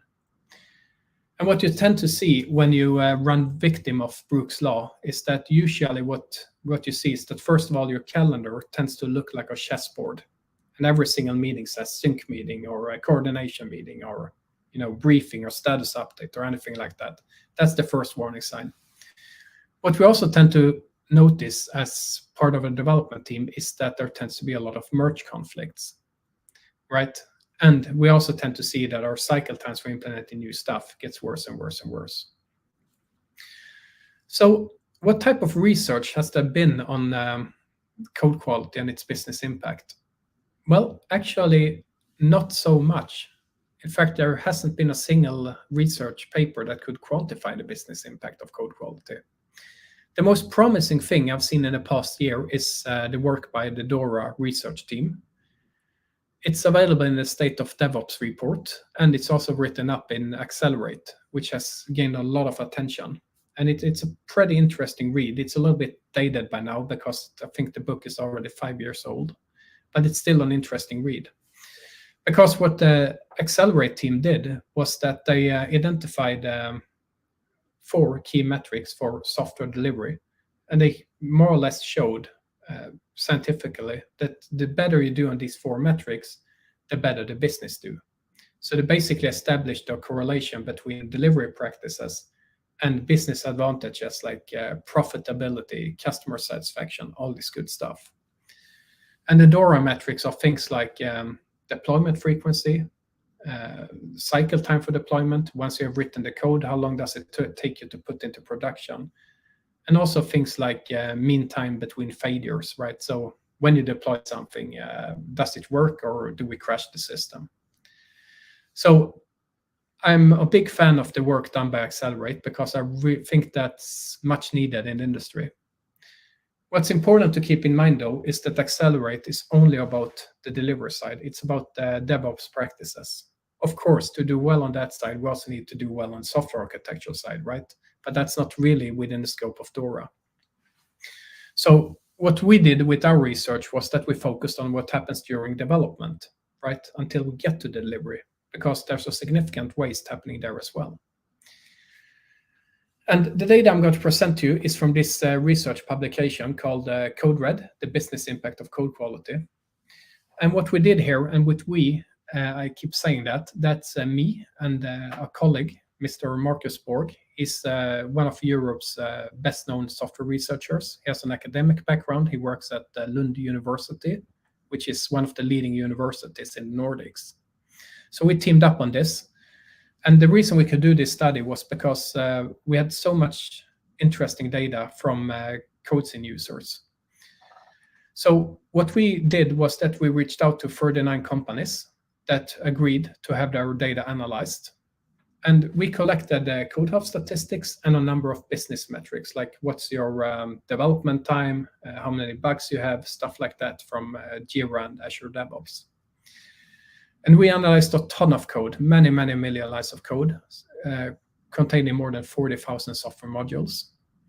And we made sure to include companies from many different industry segments. So everything from data analytics companies, retailing, logistics, consultancy, outsourcing, so on, because we wanted to make sure that the findings we do that actually generalize across the industry, right? And for that very reason, we also included code implemented in 14 different programming languages. So what I'm going to show you applies across all these languages, like Java, C#, C++, Python, JavaScript, so on. And everything I want to show you is statistically significant and peer-reviewed. And the reason I say this is because what this means is that the data you're going to see is real. It's not just a fluke, right? It's not just an accident. It's actually statistically significant. All right. One of the first challenges we came across was that when trying to estimate the business cost of code quality, it's really, really tricky because most organizations, they simply don't know what their development costs are. And what I mean by that is that as an organization, you know your staffing costs. So you know that, yeah, we have 10 developers, each one of them has a salary being X. So X times 10, okay, that's what we pay for our developers. That's the easy thing, everyone knows that. We could, in theory, by using some Jira magic, figure out, okay, how do these development costs break down across different Jira tickets? We could do that, but it wouldn't be granular enough to be helpful because there's no way of knowing how these Jira tickets kind of translates into these costs being split across potentially thousands of modules of varying code health. So how can we figure this out? Well, what we decided to do was to measure the time in development. And we decided to automate this measure. So it's a measure that's actually available inside CodeScene. I'm going to show you what it looks like soon. But the reason we decided to go through the steps of implementing an algorithm for this is because we wanted to avoid putting an administrative burden on developers, right? So some companies have the developers report time spent in Jira and stuff like that. And I think as developers, we have much better ways of spending our time, right? So we wanted to automate this. So the way we did this was by piecing together Jira information with Git. So what we did was that the moment you take a card in Jira and move it to an in-progress state, we start the clock. When you do the first commit referencing that ticket, we stop the clock. And if you're done now, then your time in development for file 1 was the time between in progress and the first commit. Very easy. Most activities, however, are much more complicated. So we might involve multiple files in the Jira ticket, we might do multiple commits. And if that's happening, then we continue to kind of measure the development time between commits. And at the end, we just sum them up so that we get the time spent in development per file. So we now had a data set that included lots of different files with unknown code health, with the time spent in development on that file. And since we used Jira, we also knew if there were a lot of bug fixes. We know the defect density. And that made it possible to finally also answer this big question: does code quality matter? And if yes, how much? And the first thing I want to show you is this. So what we did here was that we looked at what's the average time it takes to implement a feature or fix a bug, depending on code health category. And what we found here is quite interesting, because looking at that graph, we can see that implementing a feature in green code is more than twice as quick as making a change to red code. Is this important to a business? Yeah, I would like to claim that it is. Because what does this mean to the business? Well, it simply means that if I as a business have red code, and it takes us 2 months to implement a new feature, then our competitors with green code could get the same thing in less than a month. It's going to be impossible for that business to keep up the pace. So this is something that impacts a business. This is speed to market, and it's something that's relevant to all business managers. It also kind of comes with a promise, right? Because if I have red code and I want to make the business case for refactoring it, I can kind of show that, you know, if I take this red code and make it green through refactoring, I can expect to be twice as quick with any future features that we plan in that code. So that's one piece of the puzzle, but not everything. Because I have to admit that these numbers, they didn't really surprise me. This is pretty much what I would have expected after spending all these years in software. What did surprise me was the next thing we looked at. Because the thing is that averages can be a bit misleading. So what we did instead here in the second part of the research was that we looked at what's the variation, what's the maximum time it can take to implement a feature in a specific file, depending on its code of category.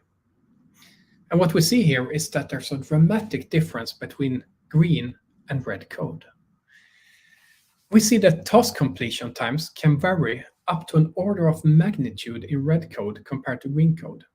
If we look at the variations in green code, they are very similar to the average, meaning that green code is predictable. There are few surprises in green code. We can usually be pretty strict and quick in green code, whereas we see in red code, we cannot give any such guarantees. So what does this mean to the business? Well, it simply means that I'm a CTO these days, right? So to me as a CTO, I can actually take on my manager hat and say that, okay, if we would have red code, and I promise you something that as a potential customer that, we're going to have this feature in 1 month, and we have red code, then we could actually end up needing 10 months to implement that feature. Not only is it going to make me look really, really bad because I cannot keep my commitments, I cannot keep my promises, it's also going to put a lot of pressure on the organization. So if I instead take on my developer hat, I also strongly dislike this uncertainty of red code, because that's what's causing me stress, overtime, and missed deadlines as a developer. So red code comes with a huge uncertainty, and that's something that very few people are comfortable with. Finally, the last thing we looked at in the research was correctness. So it's important to point out that when I talk about defects here, it's actually discovered and reported defects. So this is stuff that actually went into production, someone reported it, and it ended up in our Jira or Azure DevOps dashboard. And what we see here is that red code has on average 15 times more defects than green code. So how is this relevant to a business? Well, it's highly relevant because a lot of defects is going to impact your customer satisfaction. It's also going to impact the product maturity experience. And what's even worse with bugs is that with red code, all of these bugs that we put into production, just like in the Stephen King movies, they are going to come back. And they are going to come back in the shape of unplanned work. And as we all know, unplanned work is the silent killer of any IT project. Now, before I go over to take questions, I like to point out that all these metrics and numbers I've been showing it to you, they actually have, their impact goes way, way beyond a financial impact. So this is not only about reducing waste. There's also a very real human angle here. And I think that's very well captured in this book called Rethinking Productivity in Software Engineering. It's a free ebook. I highly recommend that you check it out. There's one study in that book that I really, really enjoyed, and that's a study that looked at developer happiness. Because it turns out that happy developers are productive developers. That's something that's been established before in research, so we actually know that. But what this study did was that it actually looked at what causes unhappiness amongst developers. What makes us unhappy? And surprisingly, it has a lot to do with our technical environment and very little to do with the actual office environment. It's so easy to think that we put a ping pong table in the office and all developers are going to be happy. It just doesn't work that way. So what are the frequent causes of unhappiness? Here they are. These are the top 3 causes. And I think we can now start to relate these to the code red findings, because I think it's easy to see how they together causes a downward spiral. So first of all, what we developers strongly dislike is being stuck in problem solving. So how could that happen? Well, let's say that you attend your daily stand-up and you hear that, there has been a production crash, we seem to have a bug, and we need to fix that immediately. You happen to be familiar with that particular area of the program, so you volunteer to fix it. And you think this is going to be an easy fix because you're familiar with the problem, so maybe you can do this in 2 hours, so you cannot communicate that. But then as you start to investigate, you end up in unfamiliar red code. And now you have all this uncertainty inherent in red code.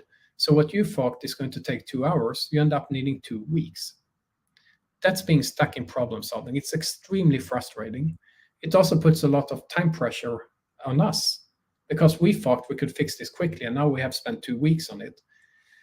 It also puts a lot of pressure on the whole organization because, remember, we have a failure in production and we don't really know how to fix it. So as a consequence, I think we have number 3 here, and there is working with bad code. And there is this wonderful, wonderful quote from this paper that says that we developers, we suffer tremendously when we meet bad code that could have been avoided in the first place. So that was the data behind all these studies. What I want to do now before taking questions is that I want to briefly look at the use cases and see, okay, if we actually have this research data about the business impact of code health, how can we use this data inside our organization? And there are 3 use cases that I have seen are really, really powerful. The first one is one that I touched on earlier when I did the demo, that using this data, we can actually give all stakeholders, developers, product people, management, we can give everyone the same situational awareness of what our code base actually looks like. Where is our technical debt? And I think that alone is a very, very good starting point. But then we can also fight hyperbolic discounting. And the way you fight hyperbolic discounting, remember this decision-making bias, is by priming decision makers to start to think about future risks. So to the right here, you see our code health visualization from React. This is the one we used during our exercise. So if we have this data and we know that React Reconciler contains several high-risk areas, once we have explained these 3 slides with the code health business impact, then it's very easy to get manager attention for this and point out that, look, React Reconciler, is that important to us? Yeah, of course it is. We're planning a ton of features there. But it has a lot of red and yellow code. Are we comfortable with the risk that any task that we have on a roadmap can take up to an order of magnitude longer? Are we prepared to accept that risk as a business? My guess is the answer is no. So that helps us get attention for refactoring. And that's the best part. That's what I personally like the most with the Code Red study, that it finally gives us a way to build a business case for improvements and refactorings. Because now we can actually promise, based on that research data, that if we manage to take red code or even yellow code, also yellow code has a lot of waste, and move that code to healthy green code, then we can expect twice the development speed for any future feature. We can expect a huge reduction in uncertainty. So we'll be much more precise in our delivery, much less frustration for the whole team. And finally, we can significantly reduce the number of defects in that area. So those are the techniques I have been using for making the business case for refactorings. Now, what I have in mind for you is another exercise. But before doing that, I like to see if there are any questions. Yeah, there are a couple of them. Let me also share a link with you. I like to share a link. I can share a link actually to both the research paper and the Code Red white paper. It's the same information, but the white paper is a bit more accessible. So if we want to share something internally, that's the one I would use. But the research paper might be interested if you would like to dig into those details. So let me share that link too. Here we go. I pasted it in the chat. And there was a question from Sergio. Where can we find the Code Red research paper? Oh, or the timing, I just posted it in the chat, so you should have it. Then there's a question from Ricardo. Do you have an e-learning channel related to your field of study? No, unfortunately not. We really should set up one. What we have and what I personally think works very well as an e-learning channel is that we have this free community edition of CodeScene that you can use for free on all open source projects. So what I usually do myself when I look for good case studies is that I fork a well-known open source project, something I've been working on myself. I fork it, and then I use the community edition of CodeScene to analyze it. And by exploring that system and learning it, I also become very, very familiar with the metrics. because most of them are well explained inside CodeScene itself. And there's also a lot of documentation, right? So inside CodeScene, you always have context-sensitive help. So you can click on that documentation and you can read up about the motivation for it, the rationale, and the use cases. But I do hope to be able to set up our e-learning channel. I think it would be good.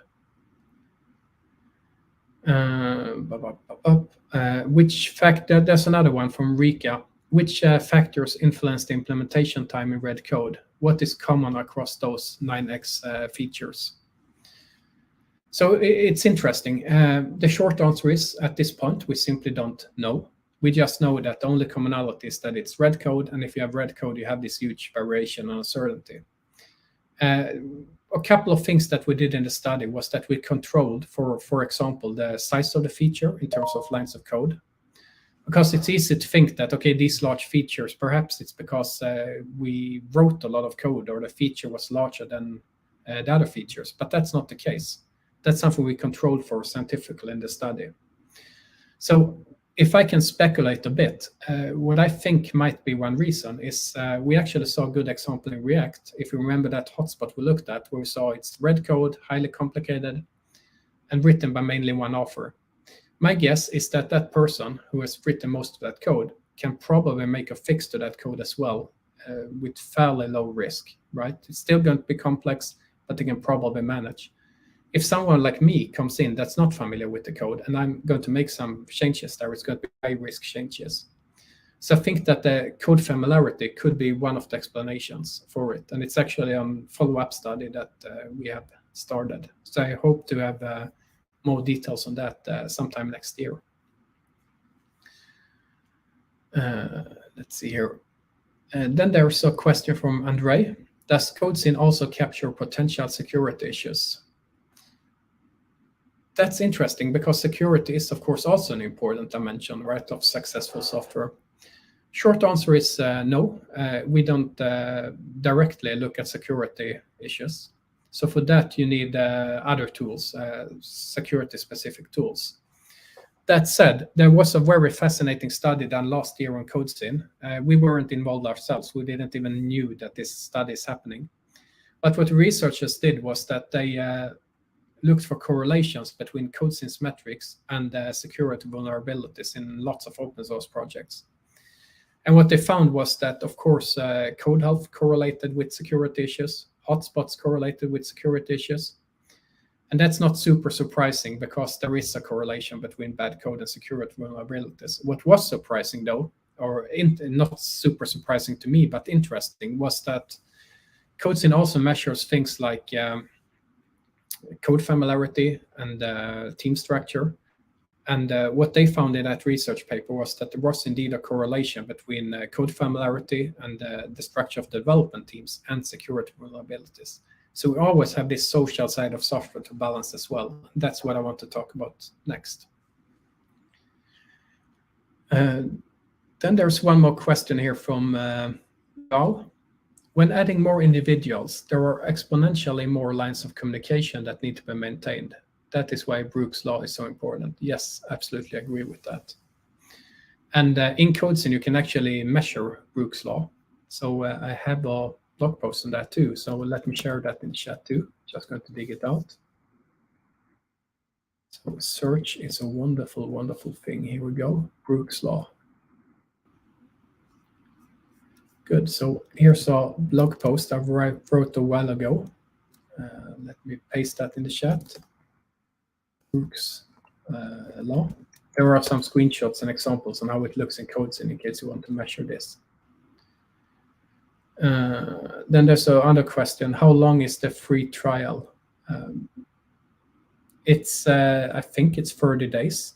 If you need an extension, you can just reach out to the team. You should have the contact details once you activate the trial. So if you need a couple of more weeks to test it out, then just let the team know and we'll be happy to help you out. Okay, then I think that's it. Oh, there's this one from Gabriella. That is, would it be a good idea to measure code health with regards to adaptation of anti-patterns or following good design patterns based on the language or main libraries used in the code base.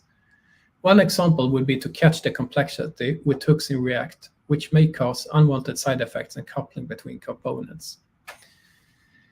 I think it's very, very interesting to look at language-specific issues. What CodeHealth does is that we look at these universal code smells, right? That they are a bad idea no matter what program language you use.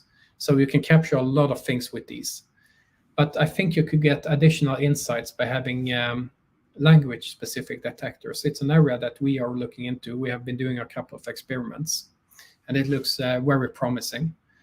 What I also want to share with you is that we are planning to opening up a couple of APIs on CodeScene. So we already have a number of plugins that you can add to CodeScene.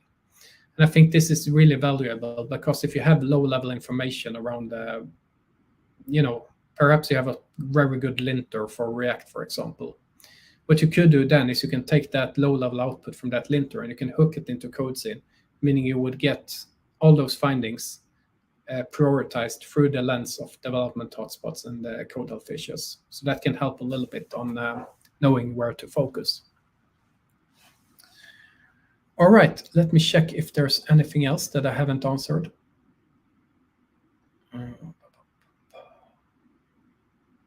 Oh, there's one more from Ihar. Let's say Nihar first. Do you have the repo reference of good quality code that you came across? I'm not sure what Nihar, could you please rephrase that question? I'm not really sure what you're referring to. Are you referring to a particular code base that's an example of good code, or is there something else that I missed? And please let me know and I will come back to that. Then there's one from Ihar. Wouldn't it be better to send a developer to investigate the code to estimate its legacy and complexity? A person will take into account the capabilities of the team. Of course, that's very good. So let me try to address this. It would, of course, be perfect, right? If we as developers could assess all code, we will have full knowledge of it. The main challenge is that software development right now, it's so incredibly complicated, in particular in a large-scale project where you might have a couple of million lines of code, you might have tens, even hundreds of developers. The problem is it's going to take us years to do that, and we're going to be extremely biased based on our prior experience. So that's why I'm convinced that we need any support we can get. And I like to point out that the techniques I'm showing you today, they are not intended as a replacement, except maybe for speculations and wild guesses.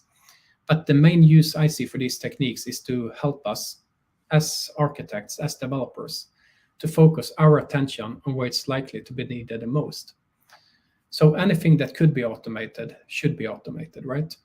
Then, of course, at the end of the day, CodeScene is a tool that gives you the information you need to make your decisions. But on top of that, you, of course, need to add your own context. So it could very well be that you have contextual information. And I can show you an example. This is actually pretty fascinating. So let's see here if I can show you a slightly different view. Let's see here. I'm going to share my screen again. So let's get back to the Erlang code base. And now I'm looking at a different view in CodeScene. So if you remember when we went through these visualizations and we kind of deduced what the most critical maintenance problems were interactively, CodeScene can, of course, do this automatically for you. So inside CodeScene, you already have a list of the most problematic hotspots. Together with the CodeHealth trends, you can kind of see if they're improving or declining over time. What you can do now is that you can actually add your context in the analysis. So if I have this one, for example, let's say here's a SSL test lib. Let's say that I know, no tool can know this, but I know since I'm part of a team that, yeah, but we're looking to replace this old test suite with a new test suite next week. So we don't want to spend time on this. What I can do now is I can tell that information to CodeScene. I can tell CodeScene that, look, this is not a problem. So the next time CodeScene runs an analysis, it's going to ignore this file unless something bad happens to it, it gets worse. Or I can have contextual information that says that, okay, we can live with this problem, we don't plan so many other features, but if it gets worse, then I want to have a report on it. In that case, I would tell CodeScene to supervise the module. So supervise is our way of kind of putting a quality bar on what's already there.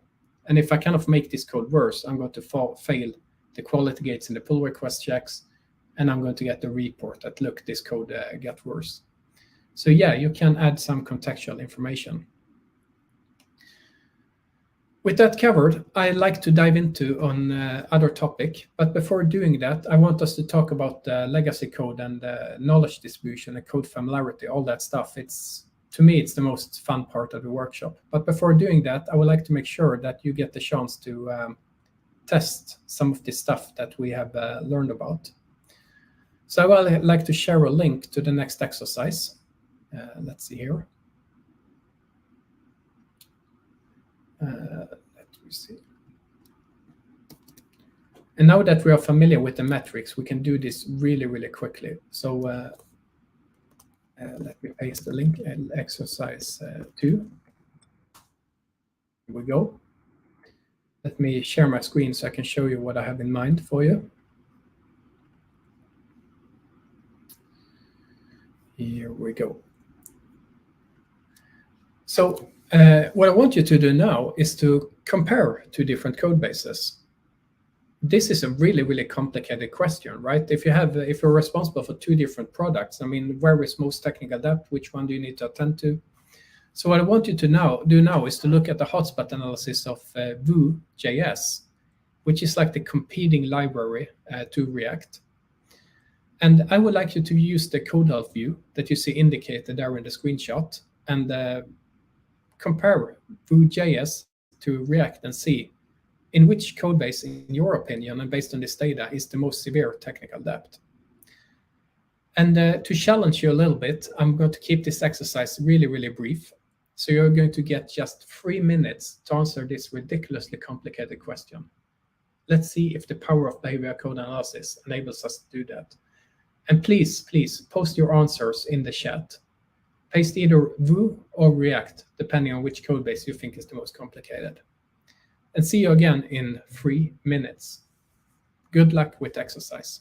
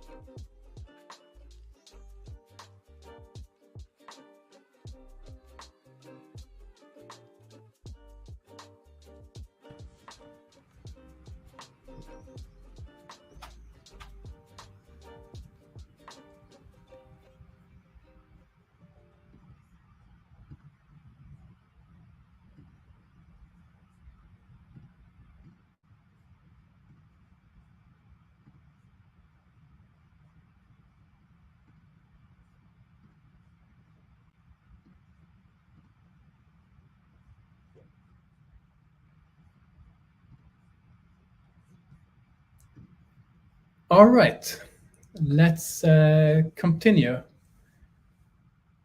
So we see a couple of responses here that React seems to be more complicated. Definitely React. Vue looks much healthier. React, very good. You passed with flying colors. And that's what I find is so incredibly fascinating, because what you did in just 3 minutes was to compare maybe more than 1 million lines of code across 2 completely different code bases. And within those 3 minutes, you could immediately determine where most technical challenges probably are. Because that's my conclusion too. And just to point that out, I'm not a front-end developer myself. This is why I choose these technologies. I don't have any stake in either Vue or React. But I find it very, very fascinating. It can very quickly draw those conclusions about code bases. So this is the power of behavioral code analysis and visualizations. I also had this earlier question about examples on good code bases, and I wrote a bit in the chat. Not sure if you have seen it yet, but there are several of them. And 2 that I want to point out is JUnit, the Java unit test framework, and Neo4j. They have a community edition for graph databases. And both of these code bases are actually pretty old, but still healthy. And that's absolutely fascinating. That's the essence of good software that remains healthy, and you can keep the complexity in check even as you grow with more capabilities. So I think both of them are very inspirational examples.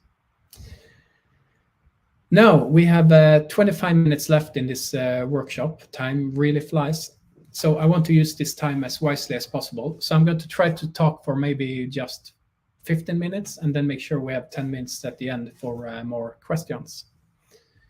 So let me get back to screen sharing. I've started to get really good at that now. So let's see here. What I want to show you is that now we're going to see one of my demo projects. So this is not a real code base, but I wanted to demonstrate that healthy code is important, but it's really just one factor that impacts how well we're going to do with our software. And you can see this in this demo project, that we see that the code health itself, it's healthy. And that's really, really important, because this is the foundation for everything. But I do see that there are other dimensions here that seems to require my attention. One is the delivery. I haven't talked about that yet. But delivery is basically the time in development that I talked about earlier. How quick are we with implementing new features? And what's the quality of the work we deliver? How much comes back as bugs? That's delivery. Then we have team code alignment, which is about how well do we structure our development teams. So this is very much related to both Brooks' law and Conway's law, in case you're familiar with that. Do the way we structure development teams, does it actually match what our software architecture supports? Are we working with or against our software architecture? So that's a really important one if you're slightly larger in terms of developers. But in this code base, we also see that knowledge distribution seems to require attention. And if I click here, I see that knowledge distribution combines 2 different factors. And knowledge distribution is something that has gained a lot in importance lately. The reason for that is that, as most of you are probably aware of, we have a very high staff turnover in the IT industry. And the problem is that each time a developer leaves our team, we lose a slight piece of the collective knowledge. And I see here, for example, CodeScene points out that in this code base, the code familiarity of the team, that is how many lines of code are written by this particular team as compared to the whole application, we see that it's a little bit at the lower end. So there are like 30% of the code that is written by former contributors. So we have a gap in our knowledge. And this is really, really important to understand, because if we don't have this information, what we will think in code that we're not familiar with is that we will most likely think that it's more complicated than it actually is. And if we try to address that as a technical problem, we're going to waste time refactoring something that perhaps doesn't need refactoring. Remember, it's a healthy code base. So I'm going to come back to that very soon. But we also see there's an active risk here in terms of knowledge islands, and that's what I want to talk about next. Knowledge islands are a CodeScene term that means key personnel dependencies. So in this case, 31% of the code is written by just one developer, a developer who is still there, but if that person decides to leave or goes on vacation, changes to that area of the code can become really, really hard. Before I dive into knowledge distribution, I want to point out that these four factors, they kind of build on each other. So if we have a healthy code base with a solid knowledge distribution, solid knowledge sharing, good distribution of knowledge, and we manage to organize into teams that align with the way we work, then we can expect to see an impact on our delivery. I can expect to see the delivery going up. And if you use CodeScene, you can always click on the dashboard and you can dive into each one of these three factors. So here you see, for example, the code health. You can see the long-term trend. You can click on it to see what's actually happening, why something is improving or degrading. And you also have these different KPIs. And if you want to know what each one of them mean and how to communicate them, you can always click here and you get a description of the scale. Another thing I want to point out is that, like I promised in the code red study, right? If we take yellow or red code and we turn it green, that should come with a business expectation. And the good thing is that we don't only have to trust a research paper, even if that sounds like a good start. What we can also do is we can actually see it for ourselves, because CodeScene implements these metrics. So here we actually have the time in development. And what I see here is that for this particular organization, they need 1 day and 4 hours on average to implement an issue or implement a ticket. And if I want to know if that is good or bad, I can just click here. And I see that indeed it is pretty good. It's here at the upper end for medium performing teams. But I can see that really, really high performers, they can do this in less than 12 hours. So there seems to be a little bit of room for improvement here. So that kind of gives me the promise that if I manage to do these improvements, if it's refactorings, redesign, improving knowledge distribution, changing the team structure, I should expecting to see an increase in delivery. What's also good to know, I'm pointing this out since I don't want to make this too much of a tool demo, but I think it's good for you to know about these options, is that if you have an organization with multiple development teams, then CodeScene can actually personalize these dashboards for every single team. So let's say that you have a retrospective, that's the classic. So you gather your team for retrospective. What you can do now is that you click here, and you now see a list of all development teams. And you can filter depending on team, and you can see that, okay, this team, we actually seem to be able to do this in slightly quicker than the average. And I can, of course, look if I'm on another team, let's say this team, then I can get numbers for us. And also, of course, get the code health trends personalized for my team. And I can look at, let's say, the latest week. How did we do now? So you have a lot of options to play around with here. With that said, I want to focus the last 10 minutes now on going through knowledge distribution, because it's such an important perspective on software that's largely hidden from the source code. So let me do that, and then I pick up the questions.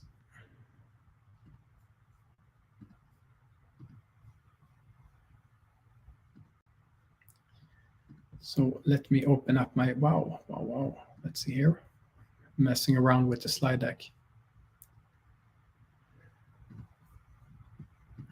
Right, now we should be able to see my slides. So what I want to talk about now is technical depth and people. And the reason I think this is important, because getting the people side of software wrong has killed more projects than even Visual Basic. And there is, like I said, a strong link between technical depth and legacy code, but they're not the same. So everyone kind of have their own definition of what legacy code really is. the definition of legacy code that I have used is combined by two different things. First of all, to me, legacy code is code that somehow lacks in quality, and two, more important, it's code that we didn't write ourselves. And that second point is really, really key because it ties into this whole idea of code familiarity. So a couple of years ago, I visited a large organization in Germany, and I analyzed two of their code bases together with them in CodeScene, and we looked at the code health. And the code health came out pretty okay. I mean, there were a couple of yellow hotspots that we needed to attend to, but overall it looked quite promising. But then at some point, someone in the team mentioned that, we actually have a third code base as well. I said, okay, interesting, let's analyze that one. And they said that, yeah, we don't really have to do it because we know that code base is a mess. It's impossible to understand. So now I thought it's even more interesting to look under the hood. So let's analyze it. So we did. And guess what? The code health numbers came out roughly the same as in the other two code bases too. So how could it be that the developers thought it was so complicated? Well, then I turned to the other dimension and looked at the knowledge distribution. And we saw that the code familiarity was extremely low.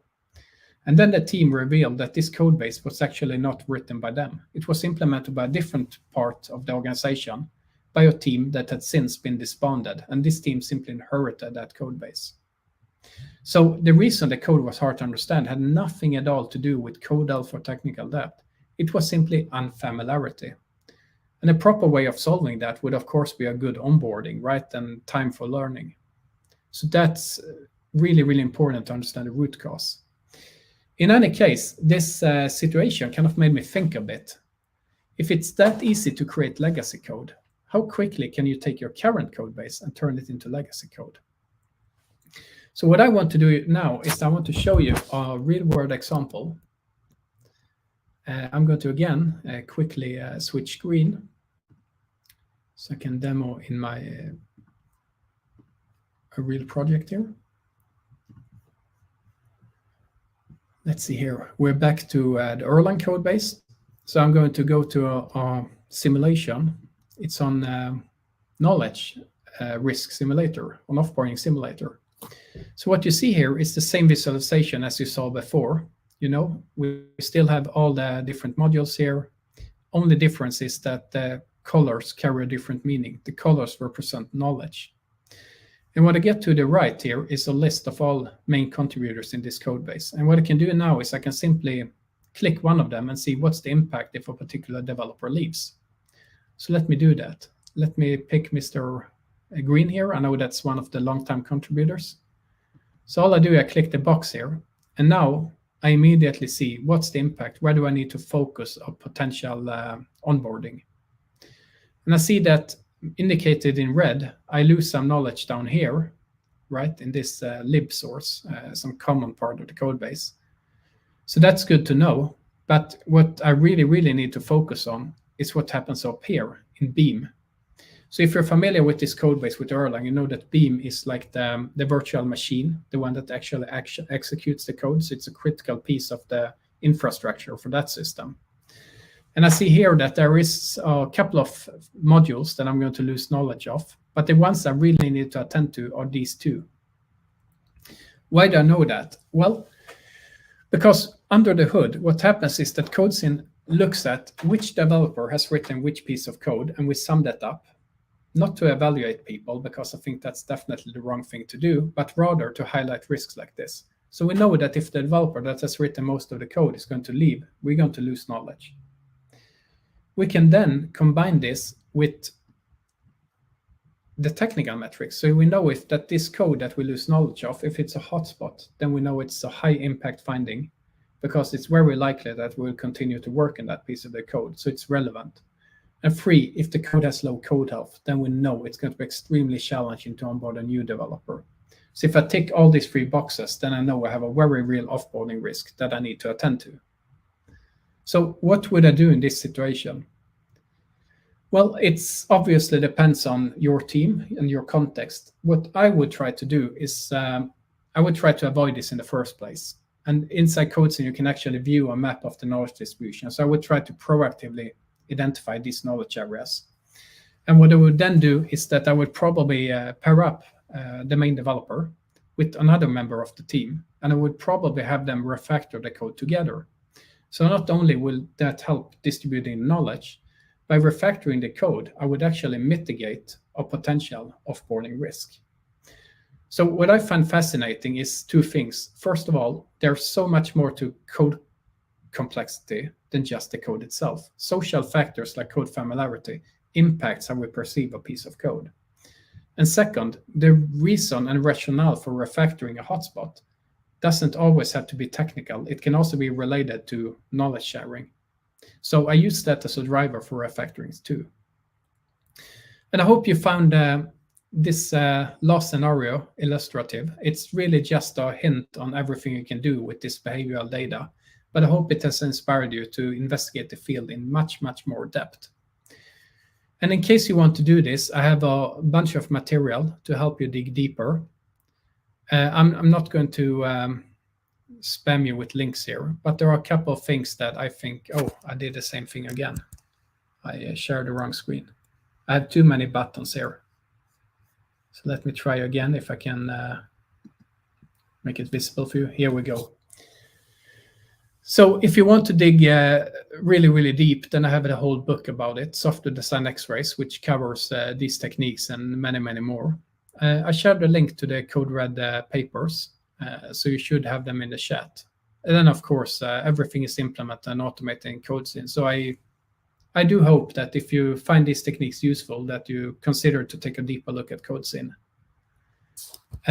With that said, I would like to shift over and wow, this is going to be really, really complex now. Here I go with the screen. I want to shift over and make sure that I don't leave any questions unanswered. So let's go through the questions here. Here's one from Gabriella. Just a reflection, but Meta, Facebook has the company motto, move fast and break things. This might be a reason why the React codebase has a lower code health. The organization might have direct impact on code health here. That's a super interesting observation. Yes, that might very well be the case.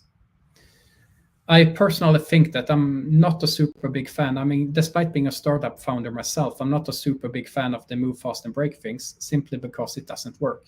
It works in a certain context, right? It works when you explore a new business idea. Then it's important to fail fast, right? It's important to iterate really, really quick. But the moment you start to get traction, the cost of failure is going to be really, really high. So I like that observation. Then there's a question from Nihar. Any good books for writing better code or design pattern to reduce the more red bubbles? Well, there are a couple of books. I keep coming back to older books. I have a couple of favorites. One of the best books I know about software design is Kent Beck's first book. It's called Smalltalk Best Practice Patterns. And it's an old book by now, but it's just wonderful. And it has examples in Smalltalk, but it's applicable no matter what programming language you use. And Smalltalk is very easy to read, so it's very easy to translate that into any other language. Just to give you an example, back when I read that book, I used to be a .NET consultant, so I worked on C# code bases. But I kind of found that after reading that book, my coding style changed for the better, thanks to all the good advice from Kent. So that's one of my favorites. The other book that I really, really love, it might not be the most accessible book, but I think all programmers deserves to read it once. It's called Structure and Interpretation of Computer Programs. I think there's actually a free version of it online. It's wonderful. It's fantastic. Really love that book. I think it's the best book I've seen about how to think about software design. So it really does wonder for the whole thought process. Another really good book, it's a refactoring book that I enjoy a lot, is called Refactoring to Patterns. Because design patterns, they kind of get a bad reputation, mainly by being misunderstood and potentially overused in context where they didn't make sense. But I find myself that when I refactor something, I usually have a pattern, a design pattern in mind, because that helps me a lot with seeing how to drive the problem. I'm also at the moment working on a second edition of Your Code as a Crime Scene, my first book. It will be out sometime next year. And what I do there is that I include a whole section on how do you act upon these complicated patterns, these complicated code bases, these complicated hotspots, how do you refactor them? So I like to provide my own contributions to how do we refactor complicated code. Then we have for a complex feature. This is from Shakib. For a complex feature, code sometimes can get complicated and difficult to understand. It may be called red code. Will adding comments to the code convert it to green code? The short answer is no, it won't. Refactoring the code will help converting it to green code. I think that comments is it's one of those things that are also a little bit misunderstood in the programming community. I had so many people that had told me that the moment you type a comment, you're doing something wrong, right? The code should be expressive enough. And I simply don't agree with that. I think it's a misunderstanding what comments are for. So comments are never supposed to explain the structure of the source code. If we do that, then I absolutely agree. Then we should rather refactor the code to be expressive and tell us what it does.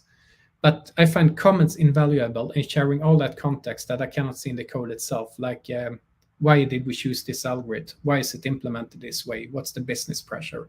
All of that information is extremely valuable to have when understanding a piece of code. Let's see here. Andre asked me, I don't agree with the definition point 2. If legacy code is code you didn't write yourself, then everything is legacy code, and we would keep rewriting code constantly. That's a good comment, Andre. I really appreciate that. Of course, it's a little bit tongue-in-cheek. What I wanted to bring across with that point is that we very often, mistake unfamiliarity for complexity. So the reason we think a piece of code is complicated is because we didn't write it ourselves. So by not writing it ourselves, we might not understand the problem domain well enough, and we might not understand the solution good enough. So that doesn't mean that it's automatically legacy code. It's only legacy code if it also lacks in quality, and if the person that didn't write it, if they're no longer available to help us answer the questions, then it's definitely legacy code. But I think it's important to understand the root cause for a piece of code being hard to understand. Is it a code health issue? In that case, we need to refactor. If it's a lack of familiarity, then what we actually need is a good onboarding or scheduled time for learning that code. So I hope I managed to clarify that, and thanks for the comment. Then Andre has another one. Michael Feather's legacy code is code without unit tests. Yes, I know. Actually, was fortunate. Michael Feather's, he's on my advisory board in CodeScene, so I get to meet him regularly, and we chat a lot about technical debt and legacy code. So I'm well aware of that definition. I kind of like it, but I think there is a social side to legacy code. Then we have one from Rika. Do you see any correlation between visible knowledge sharing, for example, doc strings, and code health? No, unfortunately not. I don't really see that correlation. It might be there. I haven't studied it. What I have observed is that some organizations try to enforce commenting. So you might have things like style cop or these kind of linters that checks that every public method needs to have a documentation string. And what often happens is that the presence of a documentation string doesn't necessarily mean that the code gets easier to understand, because I've seen comments like, you have a constructor of a class and there's a comment that says constructor. Wonderful, thank you. So I think that writing code is very hard. Writing good comments is almost just as hard, but I think it's very valuable. Then we have one last question here from Jamie. On that note, does your measure of code health compare meaningful identifiers such as get price with sales tags versus not so meaningful such as calc-p? No, we don't. We don't do that. It's an area that I'm personally very interested in. I recently refreshed the research on that because I actually have a whole chapter in the new version, the upcoming edition of Your Code is Crime Scene, that is about the importance of good naming. Good naming to me is vital to good code as well. And when I refactor, what I very often do is that I start extremely simple. My favorite refactoring is actually extract method and extract class, because these are automated, they are extremely simple, but I don't just extract stuff at random. What I try to do is that when I have these complicated functions, I always look for, okay, what different behaviors are implemented here? And I try to put a name on the behavior, or a good name on the behavior, or a descriptive name, and then I extract that into a method. Because the moment I put a name on a method, that name will serve as something called a chunk. So a chunk is something that represents, you take low-level information, group it into a higher-level concept, and that's a way for your brain to be able to reason about more stuff than it could otherwise if you didn't have that abstraction. So good naming is really vital. And what I also tend to see is that once I start to introduce good names in my code, it becomes so much easier to reason about the code, and I can usually see the next refactoring step, which typically is towards a particular pattern or design. So I hope that provided some input. Okay. From Christian, you mentioned accelerate and the DORA metrics. Is that somehow represented in CodeScene? If yes, how? Short answer is not all of the DORA metrics, but we did include some of them. Maybe I can do a very quick screen share so that you know where to look for them. So if you're here in the delivery factor, then you actually see here that what CodeScene focuses on is time in development. What DORA focuses on are deployment time. Once you have written the code, how long does it take you to bring it into production? So the DORA metrics we have are deployment time. So that's the time from commit to deploy. And that's what I think DORA calls lead time for changes. We also measure deployment frequency. So that's another one of the DORA metrics. And the DORA metrics also look at batch size, which you have here. So there are a couple of DORA metrics that are available directly inside CodeScene. So I hope that helps. Then there's from Nunusa, there's a question, is there data that good, bad quality code is correlated with specific contributors? Not that I'm aware of. I personally haven't looked into that because to me, I want to be really, really careful with evaluating or doing anything that can help evaluate individuals, because I simply think it's the wrong thing to do. I think the proper way of measuring this is at the team level, because I think it makes a lot of sense to measure and evaluate a team, because together we're responsible for delivery. The problem with measuring individuals is that the moment we do that, we're going to optimize for what we're being measured on. So, for example, if I'm measured on the quality I produce, I will refuse to work on anything that implies a quick and dirty fix. And I think that's counterproductive, because occasionally it might actually be the right thing to take on technical debt. You see, there, I said it. I actually think there are valid reasons to take on technical debt. The thing is that you can only take on technical debt if you know your current code off level, if you know your current level of technical debt and how it's impacting you. Otherwise, it's a too big bet. But once you have all that information, you can actually choose to do things quickly. But now you also need to handle the interest on that. So I hope that clarified a bit. There's another question. What version control systems are supported? I only heard you mention Git. Yeah, I tried to answer that earlier. So yes, out of the box, it's only Git. If you're using something else like Subversion or Mercurial, what you can do is you can use an automated conversion to Git, to read-only repo, point codes into your Git read-only repo, and you can analyze that. So we have many customers that use it that way, even though Git becomes more and more prominent. Last question I'm going to take is from Eric. If the team is working on project and has already ended 3 months ago, will the software still change for that project, even if the activity on the repo has already ceased?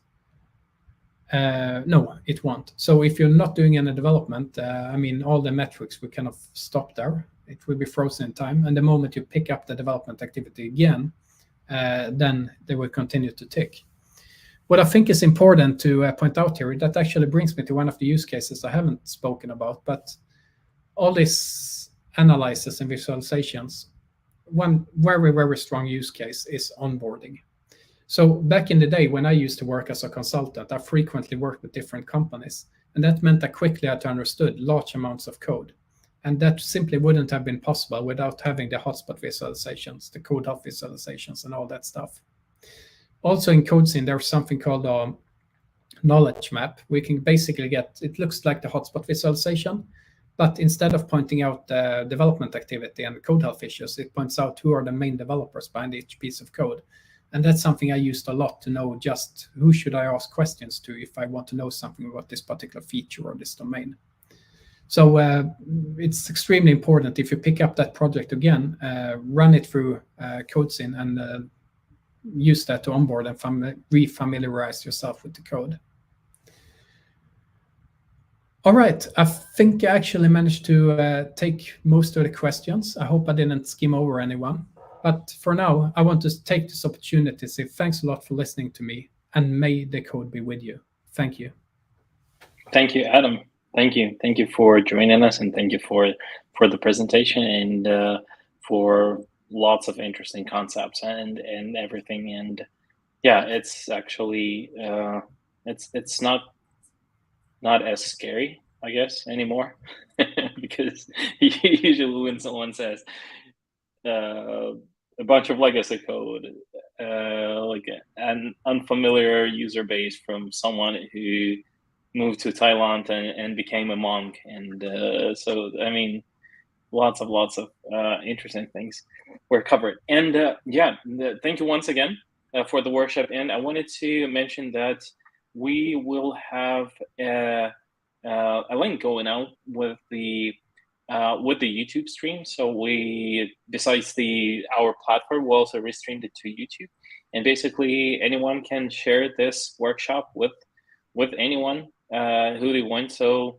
feel free to share it on your social media. Feel free to show it to maybe to your CDO or maybe to your team. And yeah, we think that this will improve our lives as developers, and it will make our projects healthier. And thank you once again, Adam. I guess now we will wrap up, or maybe if you want, we can, if you have some kind of social media that our attendees can connect with you. Maybe you have a Twitter, or maybe you have your, I don't know, Medium, where you write stuff. Yeah. So sure. I shared my Twitter link. I'm also going to share my private blog. maybe your LinkedIn. Mm-hmm. Yeah, and my LinkedIn. That's also a good thing. I'm actually fairly active there. So that's just a little bit trickier to find the right link. I think I have it here. So I'm going to share that one too. So now you have my Twitter. You have my personal homepage. You already have the CodeScene homepage where I'm working. And now you have my LinkedIn. And yeah, please connect with me. Let me know you were at the workshop. And I'm very much looking forward to continuing the conversation. And thank you, everyone, for all these wonderful questions. I really enjoy it. I wish we could meet in person too. That would be really fun. But thank you, everyone. One day we're definitely coming to Sweden, and we're throwing up some kind of pizza beer party at your office, and we're gonna have a workshop or a meetup. Yeah, definitely. Or just chat around the software. So that sounds really good. Awesome. Awesome. Have a nice evening, everyone, and have a nice Friday tomorrow, and have a great weekend. See you soon at I guess at our next event. I believe it's going to be our data science. So Adam, also, if data science may be interesting for everyone who's in here, because CodeScene, lots of stuff, I guess, is done by little hamsters inside the computer, by AI and stuff. So yeah, I guess that's it for now. Thank you everyone for joining us, and thank you everyone for stopping by. Thank you for sharing this workshop with other people, because we saw some new registrations today. Yeah, thank you, and have a great evening. Good night. Bye, everyone.